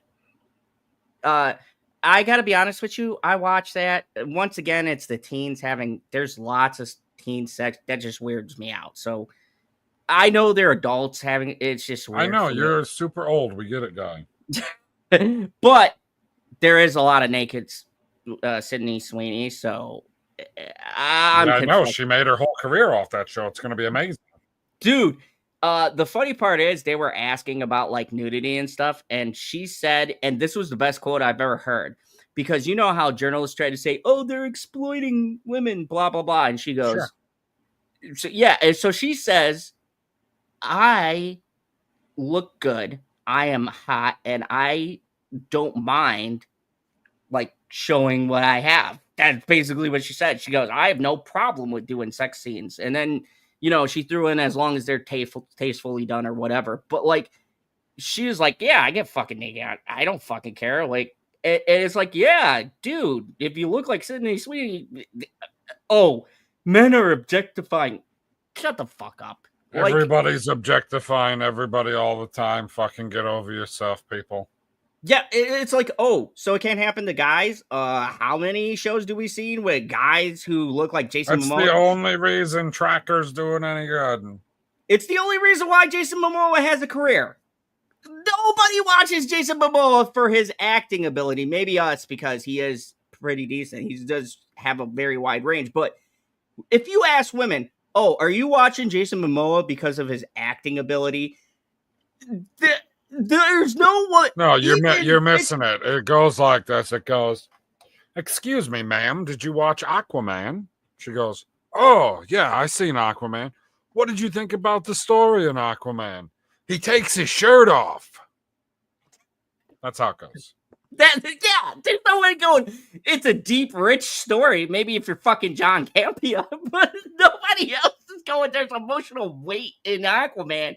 You're like, yeah, you see how many times he fucking takes his shirt off? I can't even. I have a hard time remembering when he has his shirt on in that movie, because I'm pretty sure with his shirt on to off ratio, he has his shirt off more than he has it on. Yeah, probably. He doesn't get the fucking costume till like the last 15, 20 minutes of the movie.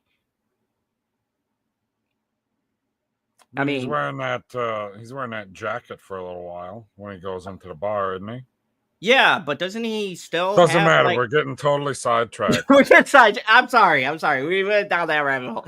But anyways, the point is, this fucking season sucked. Really quick, are you looking forward to the Abby show next year? Season 3, baby. I want to see this train wreck, because let me give you some numbers. These are numbers. These are facts. This is shit people can't dispute.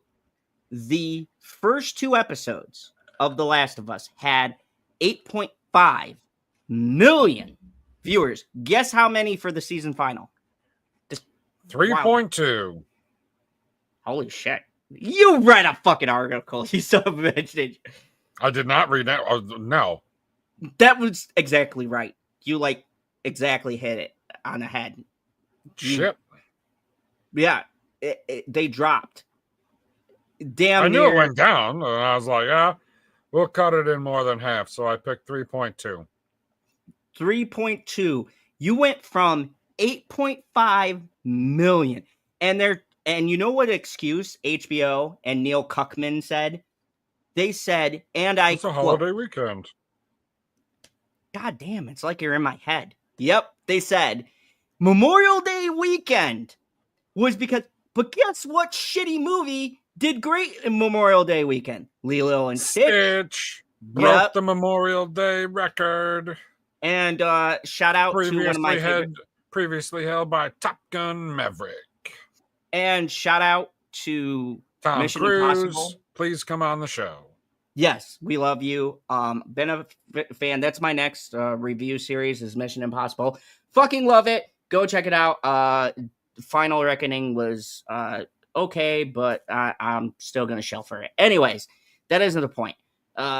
Yeah. So how is it Mission Impossible and Lilo and Stitch both crushed the box office, but a show that comes on Sunday night when people are home dropped because it's Memorial Day? Wouldn't logic? You're sitting there. Second point, like, why didn't you start your season literally 1 week earlier or literally 1 week later? Because I'll tell you why. Because Neil Cuckman thinks he's a creative genius, and he said, this show is so epic. My story is so great. I think you have it wrong. I think that no, you are correct. Sorry. You are right about Neil. But the people that are putting the show on are like, if we release this at this time, that means the season finale will come out on a day where we can have a decent excuse as to why the numbers are low, because they're going to be low. Like they knew. You had to have known. And PB, I just want to ask you, who the fuck read these episodes, these scripts? Because it's not just Neil, right? And I'm a little disappointed with Craig Mazin because he's actually a good screenwriter. We fucking saw it in The Last of Us run, right? Craig Mazin is a good fucking director, but here's the thing. He's not the writer. And so he's just, you can direct and make cool set designs and do all the shit you want, but if the story's a piece of shit, it's just going to be a nicely wrapped turd. It's still not going to be. And this story just is not, it's not good. It's not good. Not good at all. Character decision making leaves a lot to be desired. I mean, there's so many. As in season 1, you're like, oh, good move. Oh, good move. Oh, good move. Season 2, you're like, well, that was fucking dumb. Well, that was fucking dumb. That was cool. That was fucking dumb. That was fucking dumb. So, well, I don't know about you. I want to see this train wreck to the end because I want to see if they're going to get a season 4. Now, they said... Right. Nothing egregious has happened to my psyche watching this show in the same way that Halo totally did not jive in my brain. I was like, stop taking the fucking helmet off. But see, you know that game, whereas me, I'm in the exact situation you were in with Halo, where I'm like, yeah, I felt the same way, but I could complete that. This, I'm just like, you saw the clips. I'm like, how do you take this game that actually the story, especially when you get to the end, just infuriates you, and you just say, hold my beer, Game of Thrones Season 8. Let me show you how to fucking wreck a show. Dude, Season 2, how, like, they didn't get the 3 and 4. How do you fuck up your product in literally the second season? This has got to be, we are in historical times. Can you think of a show that has so fundamentally fucked up in its second season? Because I honestly, I've been trying to think about it all day before we did this stream. I can't think off the top of my head any show that fucked up the stories. No, show that fucked up that bad got canceled, so how the hell would we know them? There's been shows that have been canceled after season 1. Let me go back and look at all of the shows that have only run for 2 seasons. And I mean, I don't know. Even then, I can't think of anything off the top of my head. Something where they're botching it in season 2. It's more like, oh, the viewership went down and we're not going to give it a chance to dip any lower. Right. But there's been points where you're like, oh, I can see this was going to get better. But this show is just like, dude, how low can we go? Like, I'm really curious to see what HBO does. Like, if they go, hey, Neil, we are fucking And here's dude, this is the insane part, right? They said this is going to get 4 insane in the brain. This is going to get 4 fucking seasons, and you are waiting 2 years to release season 3. Are you out of your mind? Are you out of your mind? You're telling me that you had this big of a drop off? Who the fuck's going to show up for season 3, seeing that final, and knowing that you're going to be following Abby, and it's been confirmed that nobody from this season is in season 3. You are strictly following the fucking person who killed your favorite character who the fuck's gonna... Dude, this is wild. This is the wildest thing I've ever seen in television. We are watching, like Game of Thrones Season 8, a historical first, where I've never seen in my life a show that they fuck up so profoundly, and they expect season 3 people are going to tune in to watch the fucking villain for the whole... And not only that, PB, but then they got the balls to have an extended season for season 3. So Abby, the person you hate, is going to have more episodes in season 3 than Ellie, who's supposed to be the protagonist, got in this. This season this actually has 1 less episode than season 1, and Abby in season 3 is going to get 12 or 13 episodes. This is fucking insane. What are they doing at HBO? What the fuck is happening right now? What is happening? I don't think they know. Oh my god. Okay, so thank you everybody for watching. This has been a fucking oh my god, Been a stream. this has been the wildest thing I've ever covered. Damn it, Mandy says, "Wow, that's a terrible idea. Look at Stranger Things. I lost interest years ago. They took long in between their season releases." Yeah, and I agree. Like, if you were gonna do something fucked up like this, and I was thinking about this, they should have shot season 2 and season 3 back to back, and maybe you release them years apart, but you have the season done, and then you have a shorter release window, and then you go, okay, now season 4 will be in 2 years, right? So like maybe you release season 2, you wait a year in between, but you already got season 3 shot. You wait a little bit less, and then boom, you drop season 3 right away. Like, okay, let me ask you a personal opinion. Would you have, if you shot them back to back, would you like release them a year apart, or what would you do if you were what would you do if you were HBO? Because this is just, If I shot them back to back and I have 2 years to release them, like, I'm the type of person that wants somebody talking about my show as much as possible. If there's 7 episodes per season and I have, I don't know, 24 months to work with. yeah, because you're the math guy. I mean, I'd have to break down the exact numbers, but if you got 104 weeks divided by 14 episodes, I would release each individual episode that far apart. And then But that's like 1 episode every 6 weeks. Oh, okay. And what about, like, what kind of a break would you take between season 2 and 3? I wouldn't have to take a break. Everything is equally spread apart. Like, having them spread that far apart means that you can film everything. And let's say you got everything filmed for season 1, for episode 1, like you have all the scenes filmed.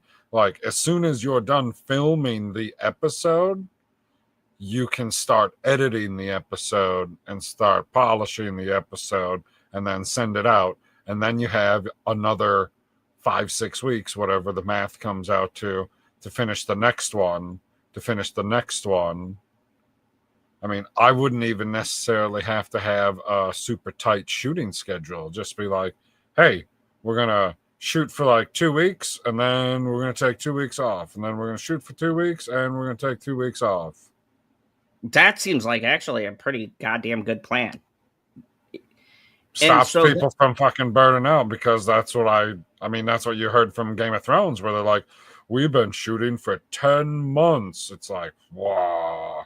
That's because you're like packing all this shit together because you want to get all of it recorded and then all of it edited instead of, I mean, I don't know. Maybe nobody really does it that way because it's not cost effective. I don't know, but I'd be willing to give it a shot.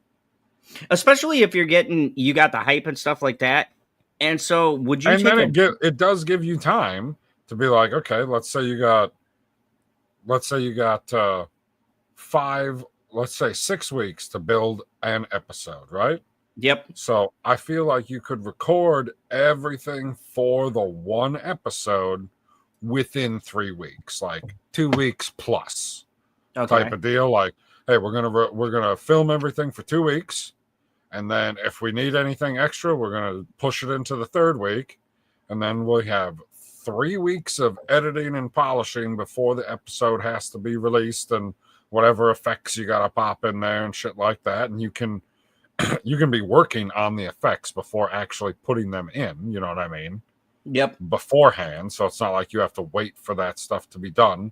Like, it's just about overlaying it in the computer, shit like that. And then, let's say they edit it for 2 weeks, and then they're like, oh shit, I want to add this like one little piece here, or we're gonna add this one scene. You'd have that last week, because I mean, what, adding a scene's gonna take a day? Like, you're gonna record the scene in a day. And so then you have that little bit of time to be like, okay, the whole episode's been like rough edited. We just didn't like add the transitions or, whatever the minor stuff they need to add is. We didn't put the credits on at the end yet. We want to add this one little scene. It gives you time to do stuff like that. I swear to God, we could work for HBO for this show because the strategy that they are having, dude. There's gonna be nobody. I'm just gonna. There's gonna be. You're gonna be see the lowest numbers, and the media has rushed to the defense of this as always. The fucking shills, IGN, and everybody else we all know and love, have rushed to the defense of this. But even they couldn't defend how dog shit this last episode was. And wow. The biggest thing is. They're going to wait another 2 years to shoot to have a new season out, and it's like, who the fuck after you did this season final, who is going to tune in except for us because we're a glutton for punishment? Who is going to tune in to your season 3 after you just switched a review and you revealed that the rest of the season for the next season is going to be from the person who killed the main character? That dude, how many reviews have you read where they said Joel's dead, I'm out? Like who the fuck? Like I'm surprised. I wrote that 3 review. million were left because that's probably people like us who are gonna go, oh, I want to see where this shit goes. I want to see some more zombie shit. I exclusively want to see zombie shit. It's all I care about now. There's you have no hero. There's nobody to root. Bella Ramsey's acting is fucking atrocious. I can be your hero, baby. This is gonna be fun. We'll be here for season 3. Take away the pain. Oh yeah. The PB singing is the best part of revealing this show. Man. I mean, in reality, I remember the song "I Can Be Your Zero" just as much as I can be your hero. Like watch DBZ. This is not Goku. This is it's Gohan. Duh. Gohan. Yeah. Everyone knows it's Gohan, guy. We're not stupid. I could tell immediately when you turn the the cup around. You deserve a recording contract. Thank you. I appreciate that. They're talking to me. Well, yeah, you have a very radio voice. You know. Before PB take your breath away. Okay, we're gonna cut this off. Thank you everybody for watching. PB, anything you want to say before we get the fuck out of here? Just come back, Pedro. Yes, Pedro, please come back and save this fucking show. Jesus Christ. This has been okay, this is what I want. I figured out what I want. I want the Joel prequel. Yes, let's do a Joel. That would be great. How did he become this grizzled fuck who's like, this is me and my brother Tommy? What a moron. So, yeah, give us the Joel prequel. That's HBO. You did so fucking good. House of Dragons. I want to see a Joel prequel, like before, right up to the events of when he gets assigned to Ellie. Like, I want to see him fucking killing innocent people, robbing people. Like, that would be more interesting. Smuggling. Maybe we'll get fucking zombies for once. God, this was so terrible. But anyways, thank you everybody for watching. We'll be back. The new Karate Kid Legends is out. Maybe I'll do a stream with you, Proper, and me, and we'll talk about how shitty that movie was. I saw it. I still didn't even see. I'm so far behind on movies. Yeah, we'll do more streams. Oh, and a surprise announcement. So Friday, Janie Davis says she misses our Friday chat. So I was thinking this Friday, maybe we'll just do a late night talks. I got a couple of articles to talk about. If you're free, maybe we'll do something on Friday. See how I feel. We'll see how Pop Culture PB feels. But in the meantime, thank you everybody for watching. Click that like, share, subscribe. Make sure you do all the YouTube things. And as always, remember, there is only one rule here in the Phantom Zone. The fandom only cares about Joel.